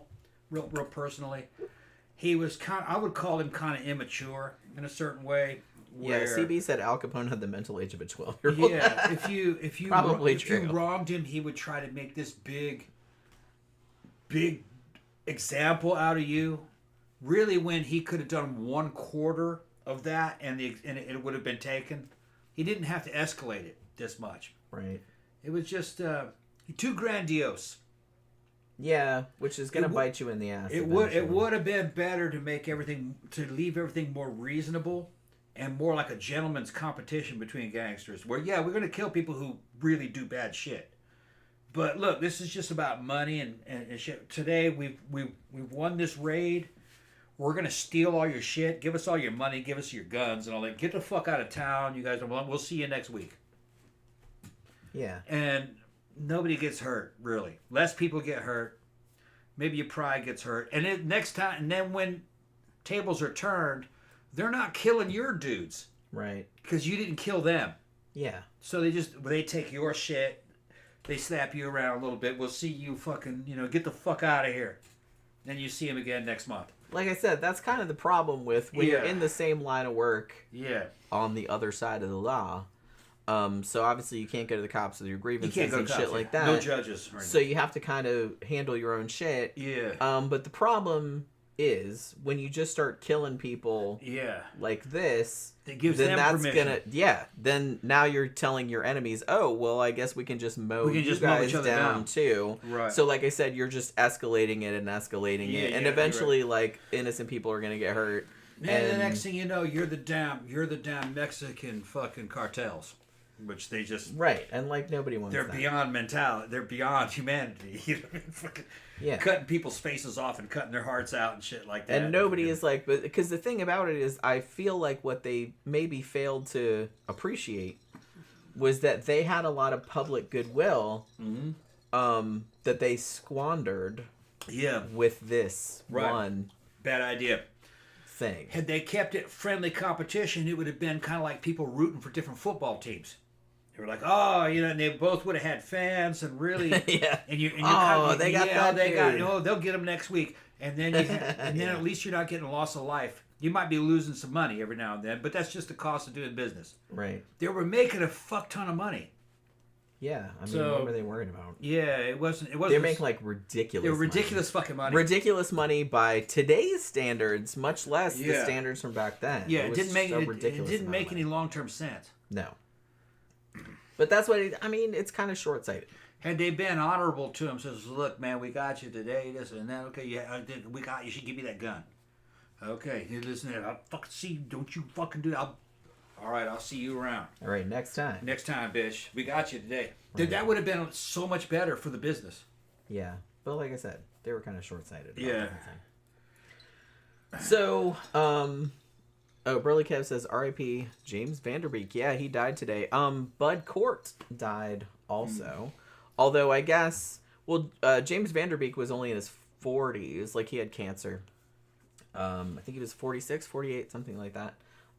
So yeah, that was a shame. I think like Bud Cort died too, but I think he was 77. So, you know, he was in one of my favorite movies of all time, which was Harold and Maude. But yeah, so yeah, I saw like a bunch of people died today. Like kind of famous people. Besides says who's James Vanderbeek. He was on Dawson's Creek and he was in a bunch of other shit too, but I think that's probably what he's most famous for. So, about a month after the St. Valentine's Day Massacre in mid-March in 1929, there was a federal grand jury and in Chicago, and they were going to hear evidence about bootlegging in Chicago. Now, Al Capone got subpoenaed, but this is kind of a bitch move, honestly. He was he said, no, I can't come because I'm sick. I'm in Miami, and I have pneumonia, and I can't come to Chicago because it's too cold. You know what I mean? Like, I might get, my pneumonia might come back, and I totally can't come there. Which, like I said, sounds like a really bullshit excuse, which I'm sure it was. I mean, you could have come up with a more badass excuse than that. Come on now. Yeah.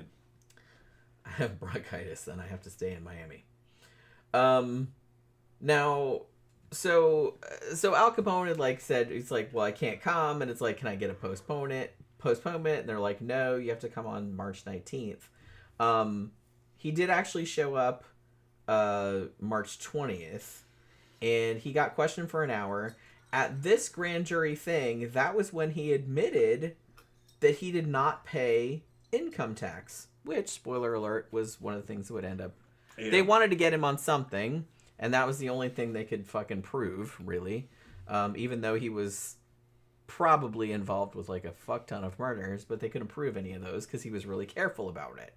But they wanted to get him super insulated. He had other people doing shit for him. Well, yeah, and he would always do, as he probably did in this case, you know, he's like, well, I'm going to be in Miami. Yeah. You guys do it, and I'm just going to pretend I didn't know anything about it. Capone also didn't really technically own anything or have any income, really. He was doing everything through shell people, which is, Yeah. he knew how He wasn't dumb. He knew how to game the system, for He sure. had his own lawyers. Yeah. So he knew how to. Who were probably terrified of him, I would imagine. Well, they were making a shit ton of money. I'm sure. That too. I'm sure they were having a good time. But if they crossed him, he'd probably yeah, I'm you just have to know where your loyalty lies. Or have somebody shoot him in the fucking face. He's not going to do it. No, well, they weren't doing anything. They knew where their bread was buttered. Yeah. They were making all kinds of money through lawyers' fees. Like, I remember we did a show about Al Capone, but I don't remember. I don't even know if he killed anybody himself outright. I don't think he did. I think he beat some dudes up, but I'm not sure. I don't know. Yeah. Because I can't remember like all the details. He did not do well in prison. They fucked him up in prison. True. Because people were jealous of him in prison. Yeah.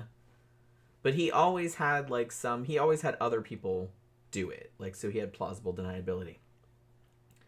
But during this grand jury thing that he came and testified at, he said something to the effect is the government can't collect legal taxes from illegal money.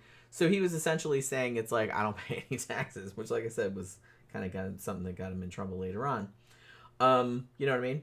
Now, so he went there and they said, oh, well, you should come back and give more testimony. But then the U.S. attorney at the time for Illinois was like, nah, it's all good. And they just let him go home. Now, so a bunch of investigations into the massacre occurred subsequently. Now, there were rumors because two of the shooters had, according to witness testimony, worn police uniforms, several witnesses saw them.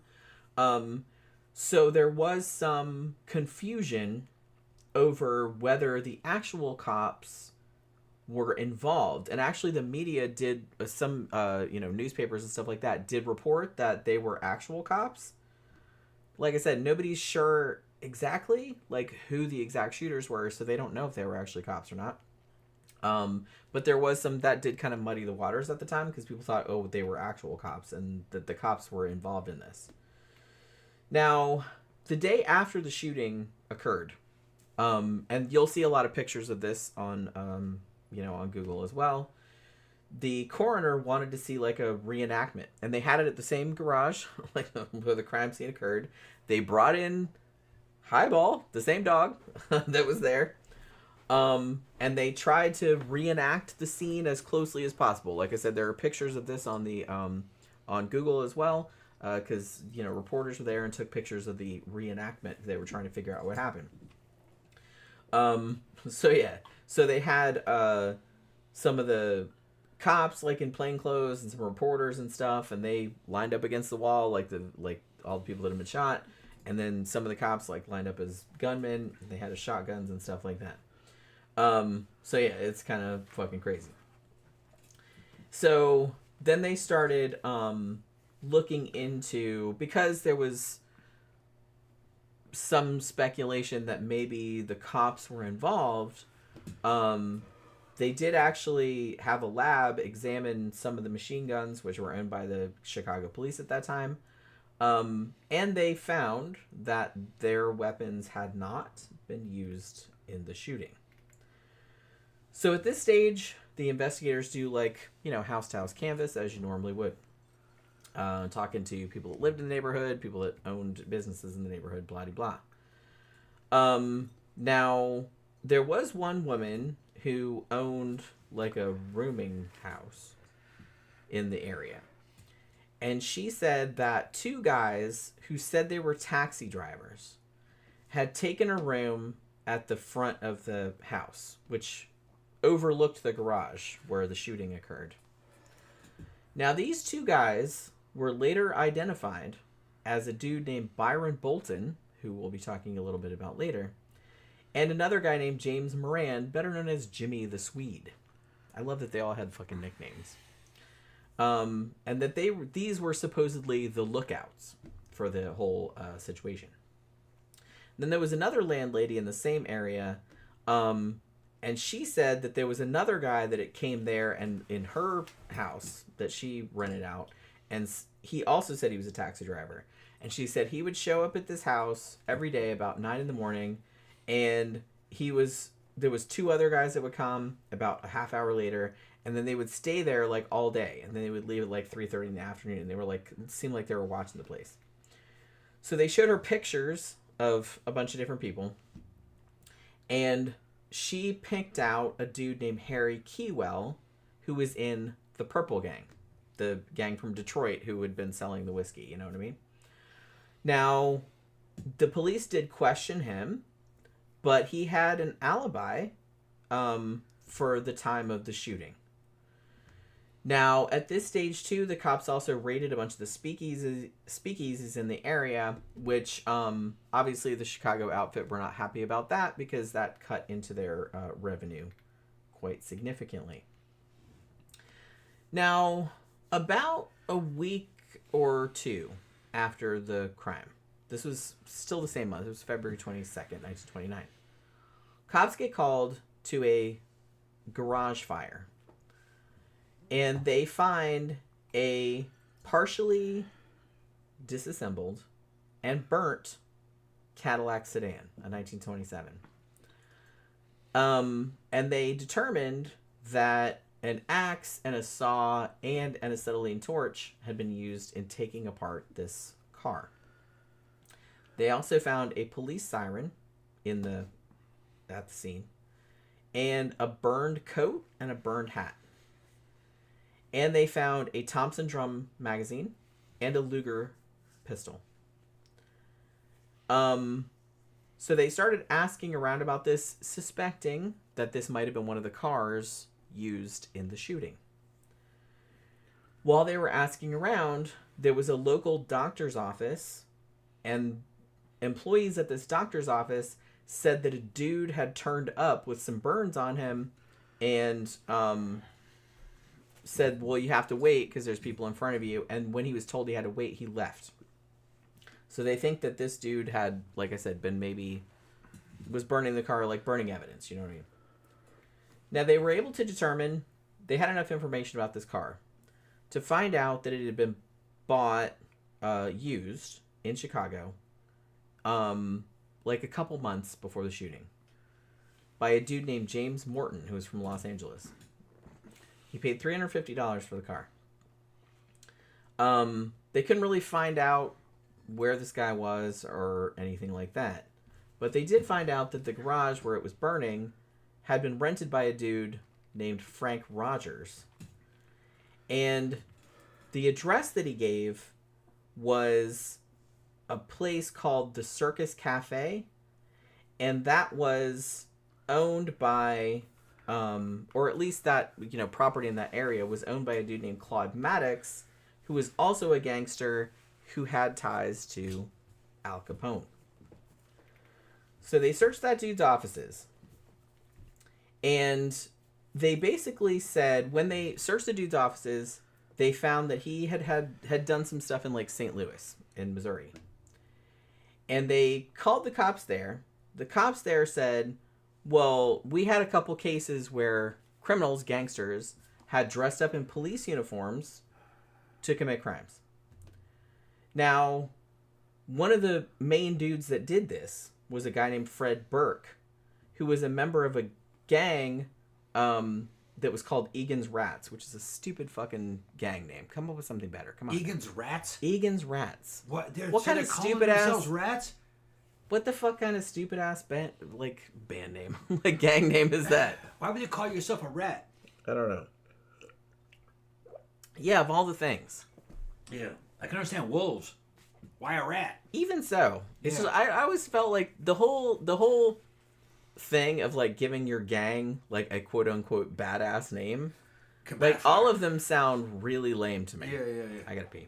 Yeah. They were. Well, the last thing you want to do is call yourself a rat. If you know anything about American prison culture, gangster culture, calling yourself a rat, that's below pedophile. Yeah, you might as well call yourself. Yeah, just call yourself a pedophile. That's like the lowest of the low. I would never call yourself a rat.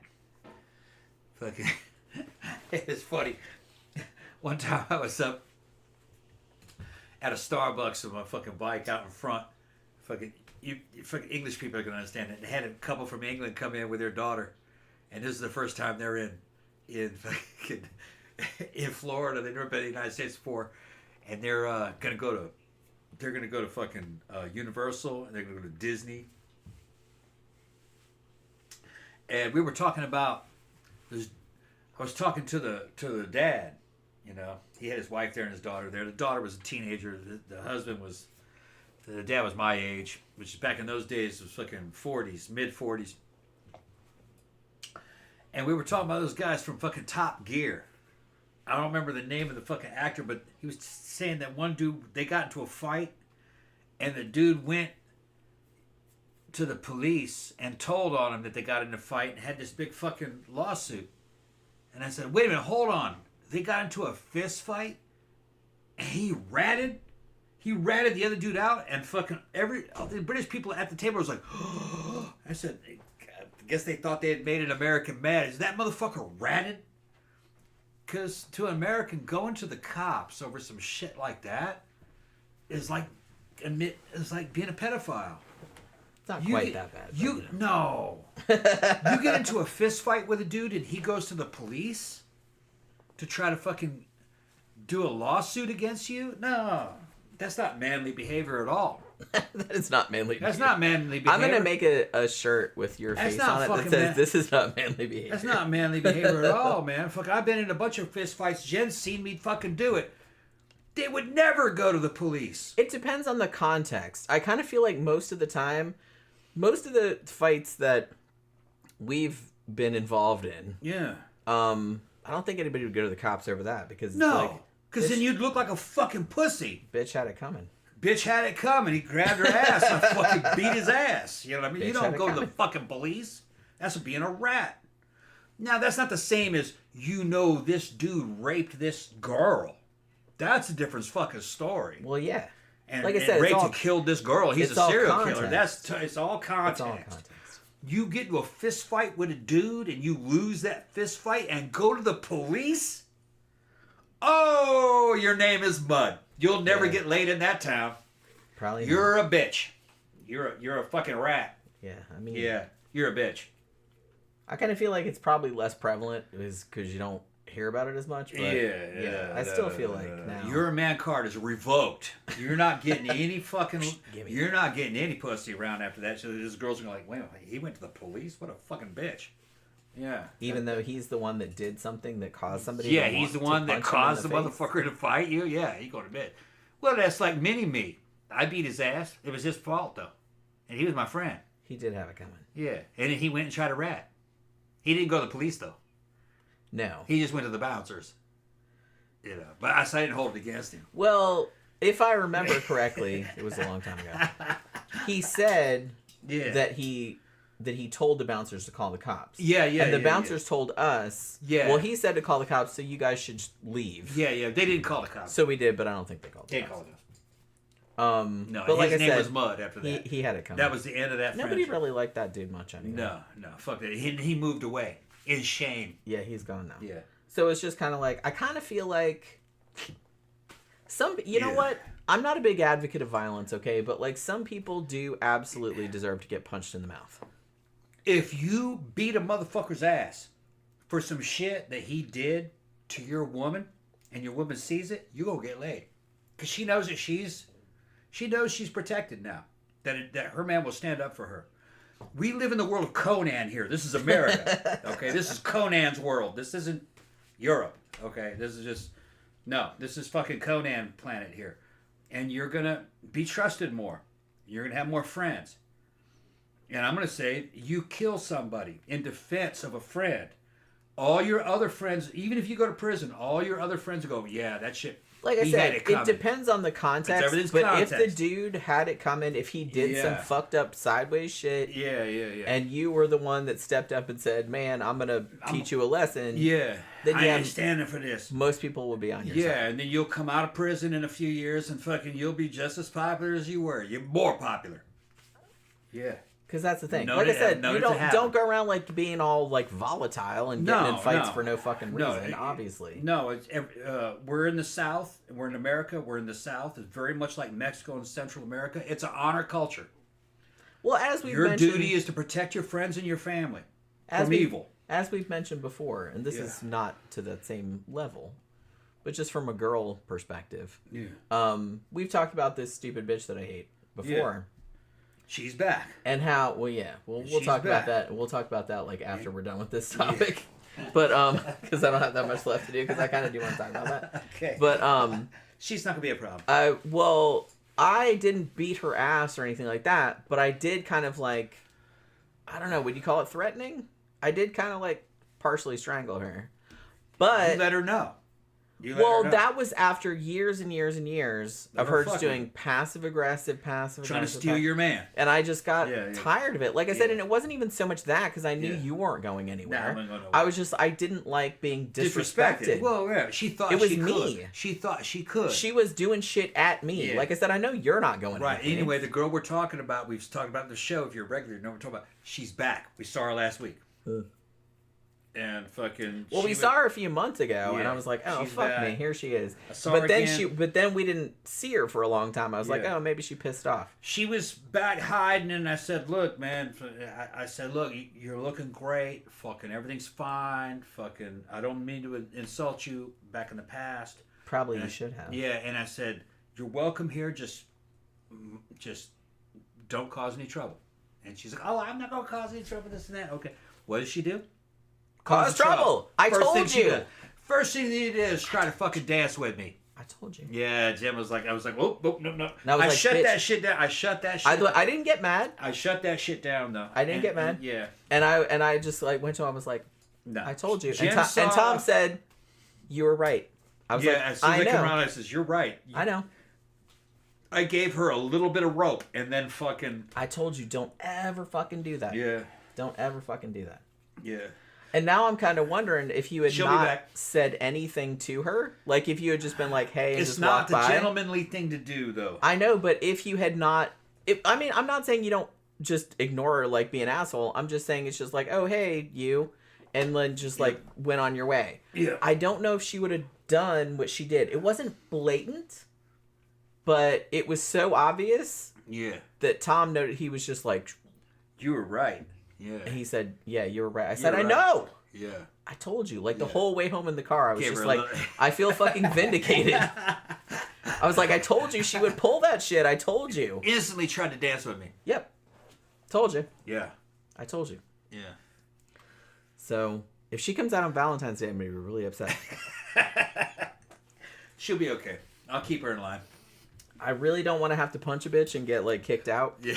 I mean, I will if I have to. You wouldn't get kicked. No, they wouldn't kick me. I'll keep her in line. Don't worry. But yeah, like I said, we'll get more into it in a minute. Let me finish. Let me finish the story. Let me finish the story, and then we'll kind of talk about it. Because, like I said, I'm dying to fucking talk about this. But you know what I mean? Because it's the whole thing. Like I said, I didn't get mad because I don't get mad because I know he's not. Like I said, he's not going anyplace. He doesn't like her that much particularly. He just kind of felt an obligation to like be nice to her, and I was like, I don't feel that obligation. I was disrespected for many years, so I'm just kind of like, fuck her, you know what I mean? And I'm not like that with most people. I'm a nice person generally, but if you get on my fucking nerves and you keep just like picking like years and years, yeah, eventually I'm just gonna be like, fuck you. I don't care what the fuck happens to you, and I will hit you if I have to, which I did, but. Like I said it's not so much that I think that she's going to steal you or nothing like that. It's like, I know that's not going to happen. It's just that I don't like being disrespected. I don't like having to like worry about this bitch like flitting around like on the periphery like all the time when I'm like trying to relax and have a good time. It's just really fucking annoying. So, you know, so there's that. All right. So where the fuck? Oh, we got distracted by the dumb name of the gang. Come up with a better gang name. Egan's Rats. Yeah, it's not a great name. So, this dude that was in this gang, who was one of the guys that had dressed in police uniforms to do crimes. Now, notably, he had a missing front tooth, so he was kind of noticeable. And he also had this guy that he always did shit with, whose name was James Ray, or that was his alias. Like, his actual name is Gus Winkler. Now, one of the people who saw the fake police car like show up outside the garage, like where the massacre occurred, was the chauffeur of a dude named H. Wallace Caldwell, who was the president of the Chicago Board of Education at the time. And he noticed that the driver, one of the dudes that was in the police uniforms, had a missing front tooth. So he assumed it was this guy. Now, this gang, Egan's Rats, they had left St. Louis in the 1920s and kind of hooked up with the Purple Gang in Detroit, and also had business connections with Al Capone. So this dude was then considered a suspect. Now, a few days later, like less than a week later, matter of fact, they found a second vehicle, which was a 1926 Peerless touring car, and it was actually blown up in Chicago's Maywood suburb.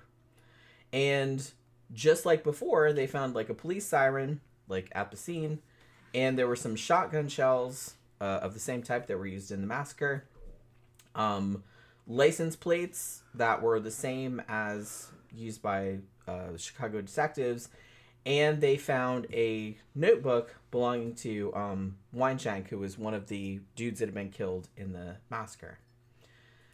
Now, this second car, because witnesses said they only saw one car pulling up to the garage like before the shooting occurred, cops kind of thought maybe the second one was kind of like a plant to maybe like throw off the investigation somehow.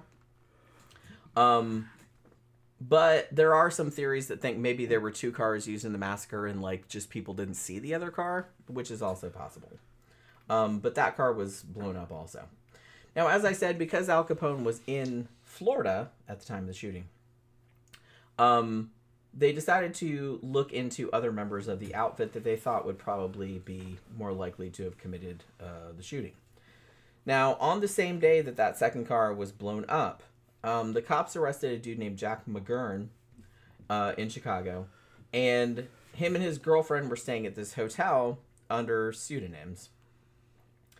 And his girlfriend said, "Oh man, we spent Valentine's Day like all day like together in the hotel room, as one does on Valentine's Day."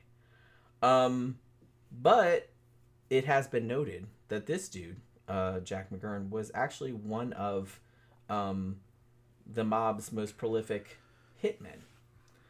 Now, they also arrested around this time a couple members of Al Capone's gang, John Scalise and Albert Anselmi, and they had both been just recently like acquitted of murdering a police officer, which they probably did do, but they got acquitted anyway. And they also arrested another dude named Rocco Finelli, who was another hitman from the Chicago outfit. So the three of those three guys got charged with the murders. But the charges were all dropped because lack of evidence. Now, Al Capone heard about two of those guys meeting with a dude named Joe Aiello, who was actually a rival of Al Capone's. He had a big, long-time feud going with that guy. Now, he thought that they were planning to assassinate him and take over his territory. So, I kind of feel like this was this not fictionalized in Scarface? Because, and I think we talked about this in the Al Capone show. So, he thought these guys were trying to, like, assassinate him. So, he invites the three of them to dinner at this roadhouse. And he beats them to death with a baseball bat. Yeah, that was in the movie. I don't know if that actually happened though. It did. Al Capone did that. Okay. He beat them with a baseball bat to death. And then he had like another guy with a gun like finish them off. Okay. But they didn't find their bodies until a little bit later. But yeah, well, he thought they were trying to double cross him, like that they were trying to assassinate him.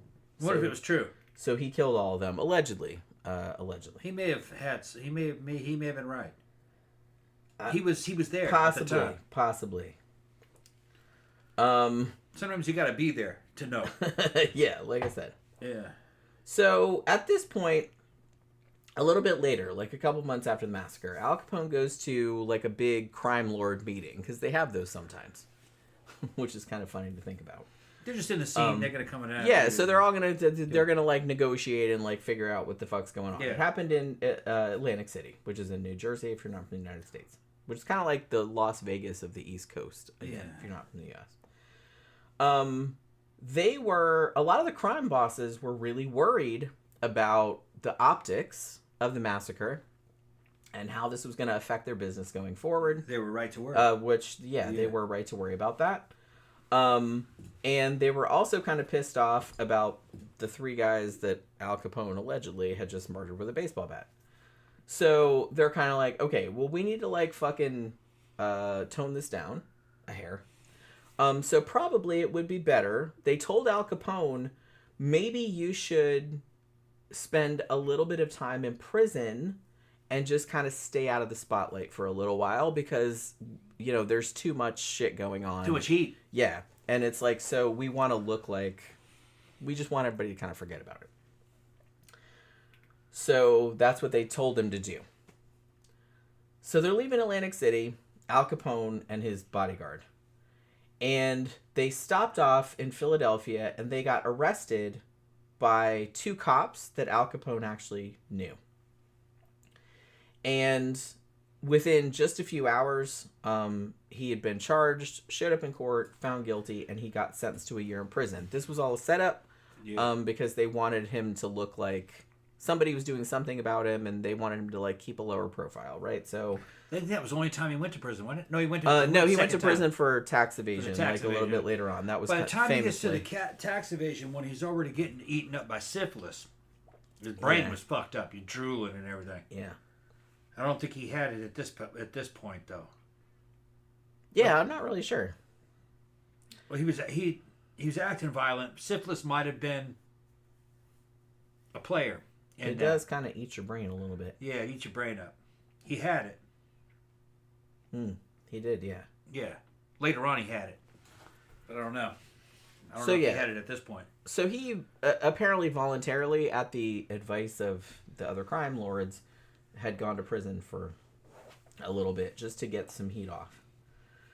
So at this point, the St. Valentine's Day Massacre case is kind of not really going anywhere. However, at the end of 1929, Fred Burke, who I mentioned before, the guy with the missing tooth, he crashed into another car in Michigan.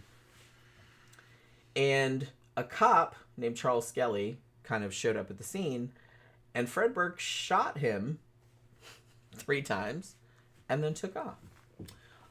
So the cop ended up dying a couple hours later. So at this stage, the cops raid Burke's house, and they found a bunch of interesting things. More than $300,000 in bonds, which had recently been stolen from a bank in Wisconsin. 2 Thompson submachine guns with 9 ammunition drums. 6 tear gas bombs, a couple of rifles, a sawed-off shotgun, and 5,000 rounds ammunition.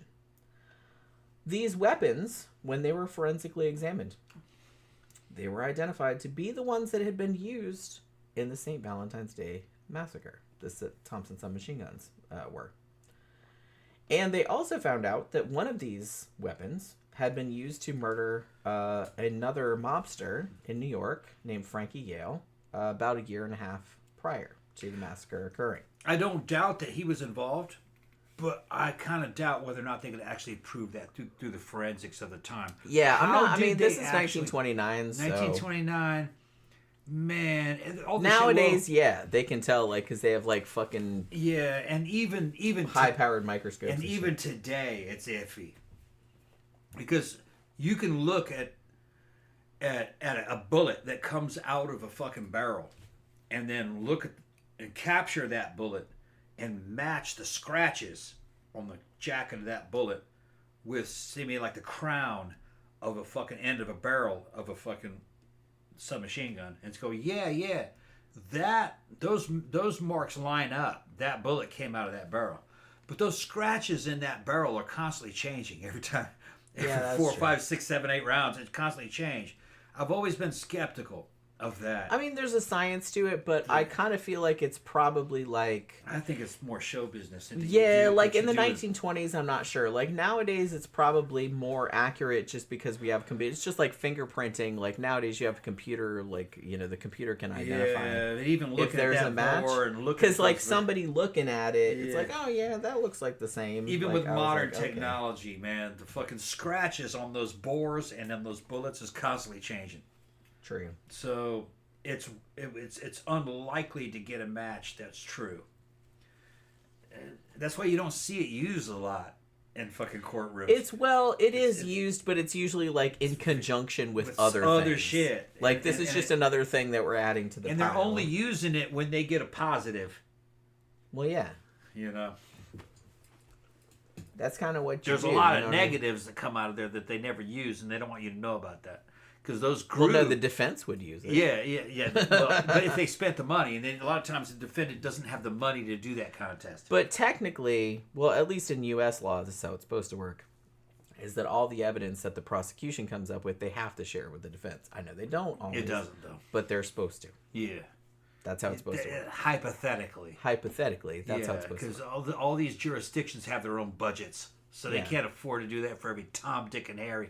In a big fucking, if it's a hood rat case, fuck no. No, they're not going to. No, if it's from rich... Sadly, which like I said, because a lot of those people probably didn't even do the shit. Yeah, but if it's rich people, then they're going to go, yeah. Oh, then they'll go over everything with a fine-tooth comb. Because obviously these are upstanding citizens. Yeah. Even though they're usually the worst fucking people. Yeah, don't... You know what I mean? Yeah. But yeah. It is what it is. So I'm just saying, I'm not saying this dude was totally innocent and shit because... he was a gangster, you know what I mean? I'm sure he killed some fucking people. That might have been the weapons. But yeah, the fact that they found those exact weapons and they think at the time, like forensically, probably the same ones. Now, they didn't have any other evidence tying to the massacre. However, they did catch him. Like they arrested him in March of 1931. And they didn't really have enough evidence to get him for the St. Valentine's Day massacre. However, there was enough evidence to convict him or to at least arrest him in the case of the cop that he had killed during the accident. So he was actually tried in Michigan for that, and he got a life sentence and actually ended up dying in prison in 1940. Now, okay, so there was like I said, most people think that Al Capone was behind this, which we'll get into a little bit, like what there's maybe another theory too, but I don't know. So remember I mentioned the guy Byron Bolton earlier, and he was supposedly one of the guys that was like a lookout. Like he said he was a taxi driver, and he was like, in one of the boarding houses, like by the garage where the massacre took place. Now he got arrested in 1935 for an unrelated charge. And he got questioned by the FBI, and he basically spilled his guts. And J. Edgar Hoover, who was the director of the FBI at the time, he actually ended up reporting all the details. Now, Byron Bolton said that the guys who did the shooting, the Valentine's Day Massacre, were Fred Getz, Gus Winkler, Fred Burke, who was the guy I was just talking about, Ray Nugent, and Bob Carey. That's who he said the five guys were. And he said, Bolton said, that he was the one that actually bought the Cadillac that drove the guys to the scene. And that he had gotten the money to buy the car from a dude named Louis Lipschultz. And he confirmed that Al Capone was the one who had given the order for the hit. Now, the reason that he gave was that Capone wanted to take out Bugs Moran to take over his territory, the north side of Chicago. Now, he said that when everybody showed up at the garage, like under a ruse, he said none of the shooters actually knew what Bugs Moran looked like, so they assumed he was among the people, and so they just shot everybody. Unbeknownst to them, Bugs Moran was not there because he was running late. But they just shot everybody thinking, oh well, we'll just get everybody, you know what I mean? Now, Bolton said he wasn't there, that he didn't do the shooting, but that he was a lookout and that he knew about it. Now, I will note that the list of the 5 names that he gave was the same as that given by one of the alleged shooters' widows, whose name was Georgette. Gus Winkler, his widow, Georgette, actually wrote a memoir in 1934, and that was the same 5 names that she gave that had perpetrated the shooting. Now, there were some doubts about this, though, because some researchers have pointed out that Bolton's confession, 2 of the 5 guys that he named said had alibis and couldn't have been there. I don't know how true that is, but that's what they said. And he's like, look, if they had just wanted Bugs Moran dead, because he was the head of the Northside Gang at that time, they could have just waited outside his house or something like that and just plugged him, like, while he came out, like what you would normally do, instead of just lining up 7 dudes. They said it seems like kind of ramshackle to just line up 7 dudes, and none of the shooters knew what Bugs Moran looked like, so it's like, we're just going to shoot all these dudes. Maybe one of them's Bugs, we don't know. You know what I mean? Because they didn't know what he looked like. So, they said that sounds a little fishy. Now, so a couple people that have pointed out these kind of inconsistencies said that they think maybe that the killer might have been, or, you know, the guy that was behind it, was another gangster named Three-Fingered Jack White. Like I said, I love all the nicknames. Now, he was a killer and was kind of known for dressing himself up as a cop, likes to kill people. Now, in this scenario, Al Capone was not really involved. The theory about this was that Three-Fingered Jack had his cousin murdered by Frank and Pete Goosenberg, who were 2 of the guys that were shot in the massacre, who were like 2 of the North Side Gang's like enforcers, like the goons, you know what I mean? And so they thought it was retaliation for that, rather than Al Capone trying to take out Bugs Moran. Now, this scenario had been kind of put forth in this letter that was sent to J. Edgar Hoover by a dude that lived in Chicago named Frank Farrell. And he was the one that put it forward. Now, the thing about it, though, is that the letter is kind of... Yeah, it could be. But, like, a lot of the details are not correct. They're a little bit inconsistent, like some of the names and dates and stuff. And the thing about it that some people have pointed out, too, is that Three-Fingered Jack was actually in jail at the time that the shooting occurred. That doesn't mean that he wasn't involved, because he could have had other people do it.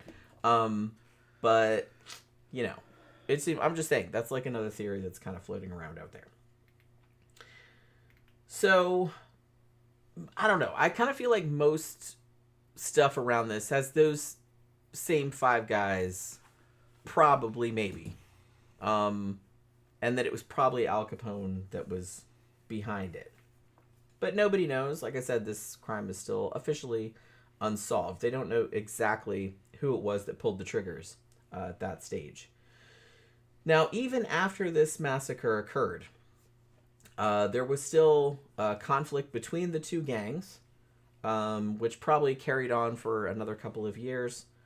And then at that stage, in about 1931, Al Capone's gang, the Chicago outfit, actually took over, the North Side Gang's territory.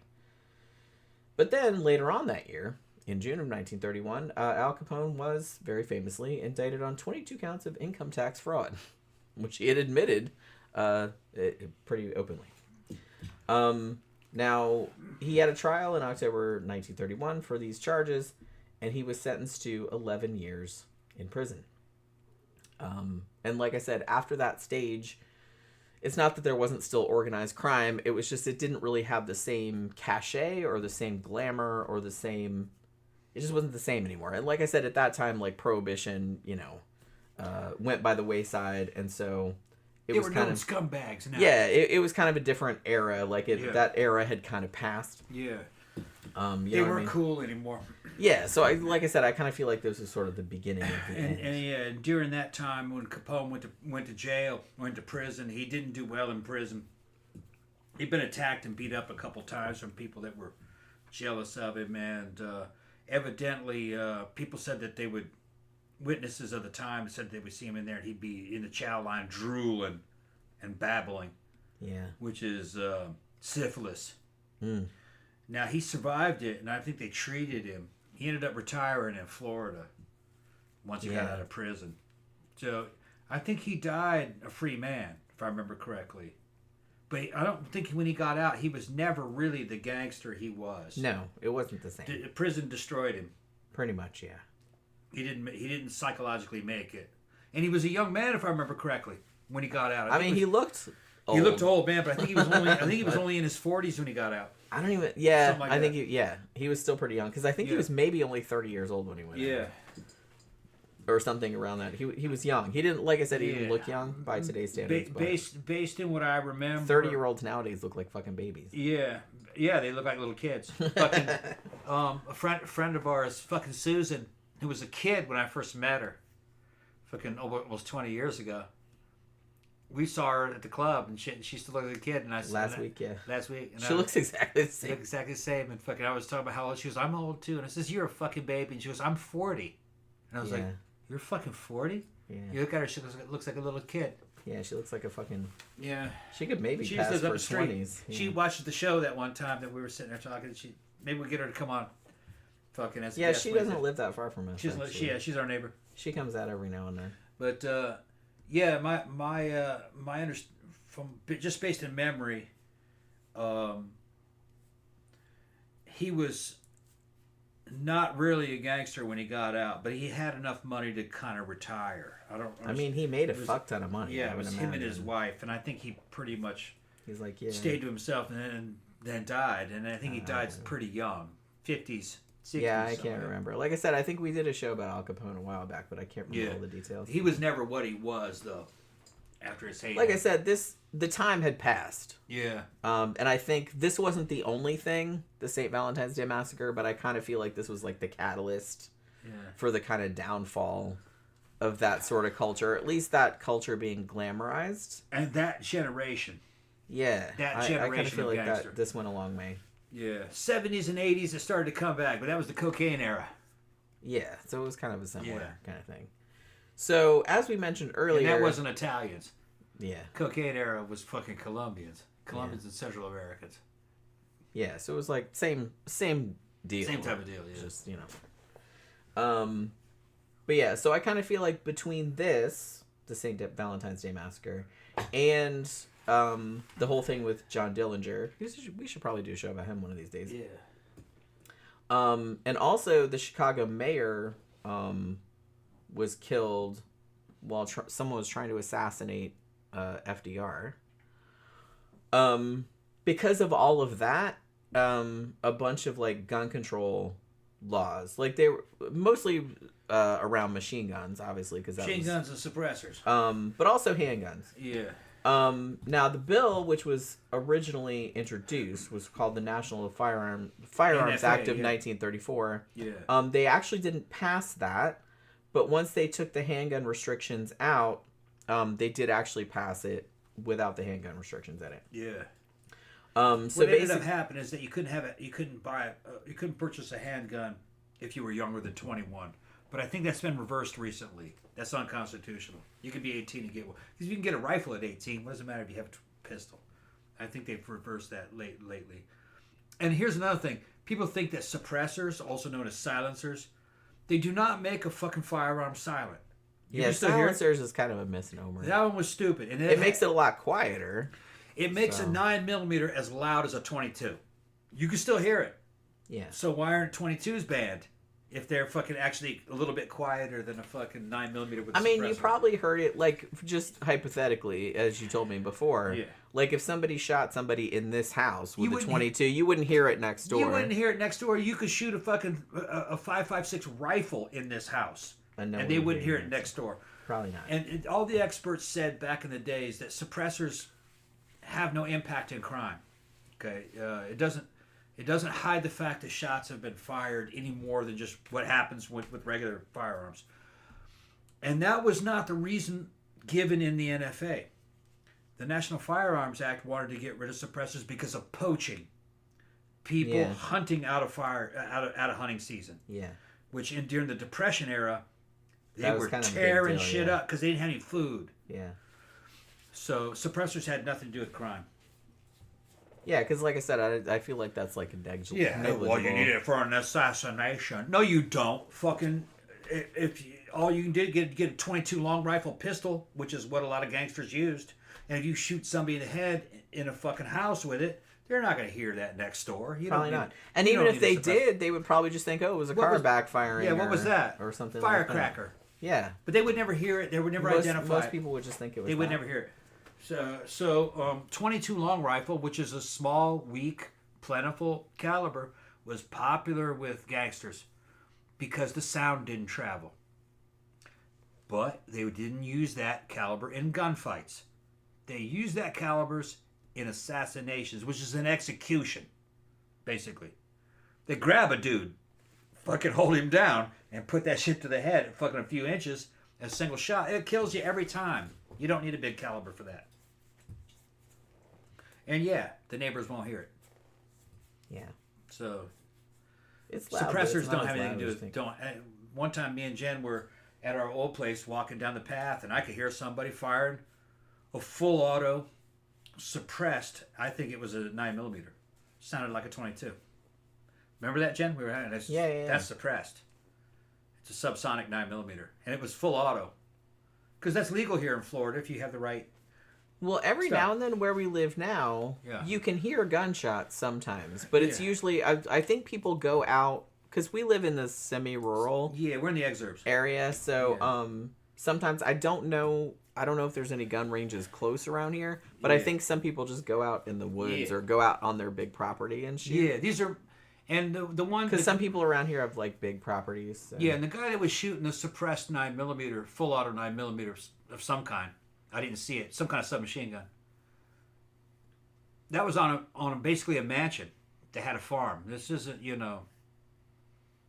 criminals. This is somebody that probably has a military background. If you hear that, because we do hear gunshots every now and then, but, like, I don't get alarmed about it because it's usually just some guy shooting at targets or something it's homeowners. like that. Like on their farm or whatever, like, and sometimes you can hear it.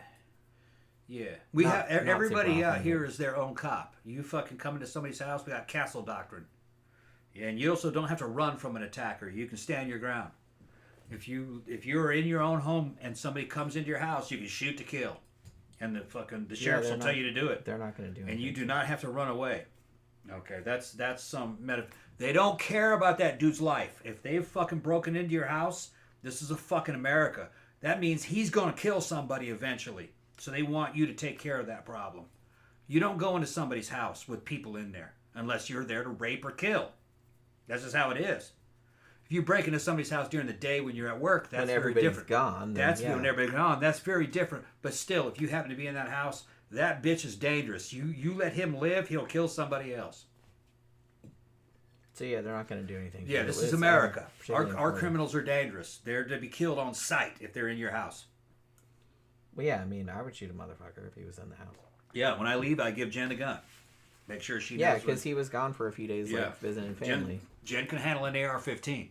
Okay, I got and several of those and a bunch of pistols. The nice thing about this house is that it's 2 stories. Yeah. And from the bedroom, you can't get upstairs. You can't get upstairs, and I can see the front door. Yeah. If you come in the front door, I can just come right over the thing, and I could just plug you right in the front door. Jen put down a field of fire on you, and she can just be hiding behind the bed. And you wouldn't even see me. Putting a field of fire down on you. You wouldn't even see me. Because it's all shadowed. Of all mil-spec fucking 5.56 coming out of the AR-15. The fucking great... Because that's the only way to get upstairs. You got to come up those stairs, and I'm going to see your ass way before you see me. Yep. So, you know what I mean? Because just the way our house is laid out. So I'm just saying. Yeah, everything. Yeah, this house is one big kill zone. If you're in that bedroom, you can't get to Jen. No. No. I was still nervous about it. That's just the way it is. Like when you were gone, but... That's just the way it is. Because, like I said, I'm used to you being here. Yeah. So it's like it was weird when you were like... I'm talking about all these murderers and killers who know who watch it. Well, because, I watch true crime shit all the time. And it's always... I don't obsess about it, but it does kind of, like, float in the back of my mind. Like, sometimes, like, maybe some motherfucker, like, some serial killer that hasn't been caught yet that we've talked about. And maybe we made fun of his dick size or some shit like that. And he's mad about it. And now he's going to find us. Because, honestly, we're not really that hard to find. Yeah, if you're really determined. We're not really hiding where we are. And we're not really hiding it or anything. So it's just kind of like it's not. But it ain't gonna be easy. I mean the odds of it happening are pretty rare. But like I said, it's because it's not just me. My neighbors also would get you because they're all just like me. This whole fucking neighborhood. I mean, yeah. This is a high-end fucking Florida golf course. Yeah, I mean, you're probably they're all not heavily armed, alive. and we all talk to each other over our fucking. You're gonna be sufficiently ventilated. We all talk to each other with our Facebook community Facebook. Fucking, on Facebook, this community has a page. That's what I like about the way that our house is laid out. That's the one thing I like about. I mean, having a 2-story house is kind of a pain in the ass in a lot of ways, especially like doing laundry and stuff. But I kind of like it for that reason, because if somebody got to break in, if they're breaking in on the first floor, they got to come upstairs. Then I have ample time, and there's just one staircase. You ain't getting up that staircase, and you're not getting up that staircase. No, I guarantee it. She's gonna unleash a hellstorm 556 on you. Because that's the only way to get up here. Yeah. And you ain't getting up here. Yeah, and she can choose from AKs or AKs or 2 AR-15s or pistols. You can go with those the AR-15s. Easier to use, lighter. But I got AKs too. Custom shit. I mean, the only other way, it's like maybe if you had a ladder or something, but even then I would hear your stupid ass. Yeah. You're not getting in the fucking windows either, that's for sure. And all the shit's loaded and ready to go. You just put it on fire. It's ready to go. Yeah, he left all the guns like right. Yeah. Because he was gone for like 2 or 3 nights or something like that. Yeah, pistols out and ready to go. All you do is pull the trigger. He's like, just come out the door and just fucking plug them when they come in the door. Yeah. Or in the sliding glass. Hide in a corner, away from them to walk into your muzzle. Well, yeah, that's all you gotta do. Don't go down there and confront him or nothing. Nope. Just wait. Yeah. Because like I said, you can just go pop. Yeah. Okay, so it's about ready. Just about, yeah. Okay. So I wanted to say too that this is kind of fucked up, but I also kind of love this. So, the wall where they got shot, somebody bought that wall. Like, they bought all the bricks. And it is now, as far as I know, it's still there. There is a mob museum in Las Vegas, and they reconstructed the wall, like, behind glass. And are like, this is the wall where the St. Valentine's Day Massacre. There's no blood on it or nothing like that. It's just like a little brick wall, like behind a glass thing. Like I saw a picture of it, but I thought I was like, man, people will make money on fucking anything. You know what I mean? So obviously, as we mentioned, this was like a huge turning point in American crime history. Been in a bunch of movies, The Untouchables, Miller's Crossing. There's a bunch of documentaries about it and shit like that. So it's kind of famous, and like I said, technically still unsolved, even though they're 90% sure who did it, I guess, but like I said, they can't really prove it. So that's that, and nobody's gonna rat, and those guys are all dead, and they're all dead now. So at this point, it's just kind of one of those things that we're just gonna like keep writing books about. I got a rotisserie chicken downstairs. You hungry? Yeah, I'm starving. I'm starving. I'll get some chicken. All I had today was a salad with a little bit of salmon. Me too. On it. Salad and chicken. But losing weight, man. Well, that's another thing. I got some fucking Ozempic coming. Not like actual Ozempic, but bootleg like Ozempic. Bootleg. Yeah, bootleg Ozempic coming. We'll see if that works. Yeah, it should work. We'll see. It's easy. I got some good people out there selling shit. Freaking, they know what they're doing. Getting gray market it's a foreign shit. supplier, but they've never fucking failed me. Yeah, they never failed me. And it was a fraction of the cost of the fucking real shit. It really wasn't 4 much. times cheaper. Yeah, it was like a quarter of the price. More, 8 times. Yeah, at least 8 times cheaper. So we'll see. We'll see if it works. It'll work.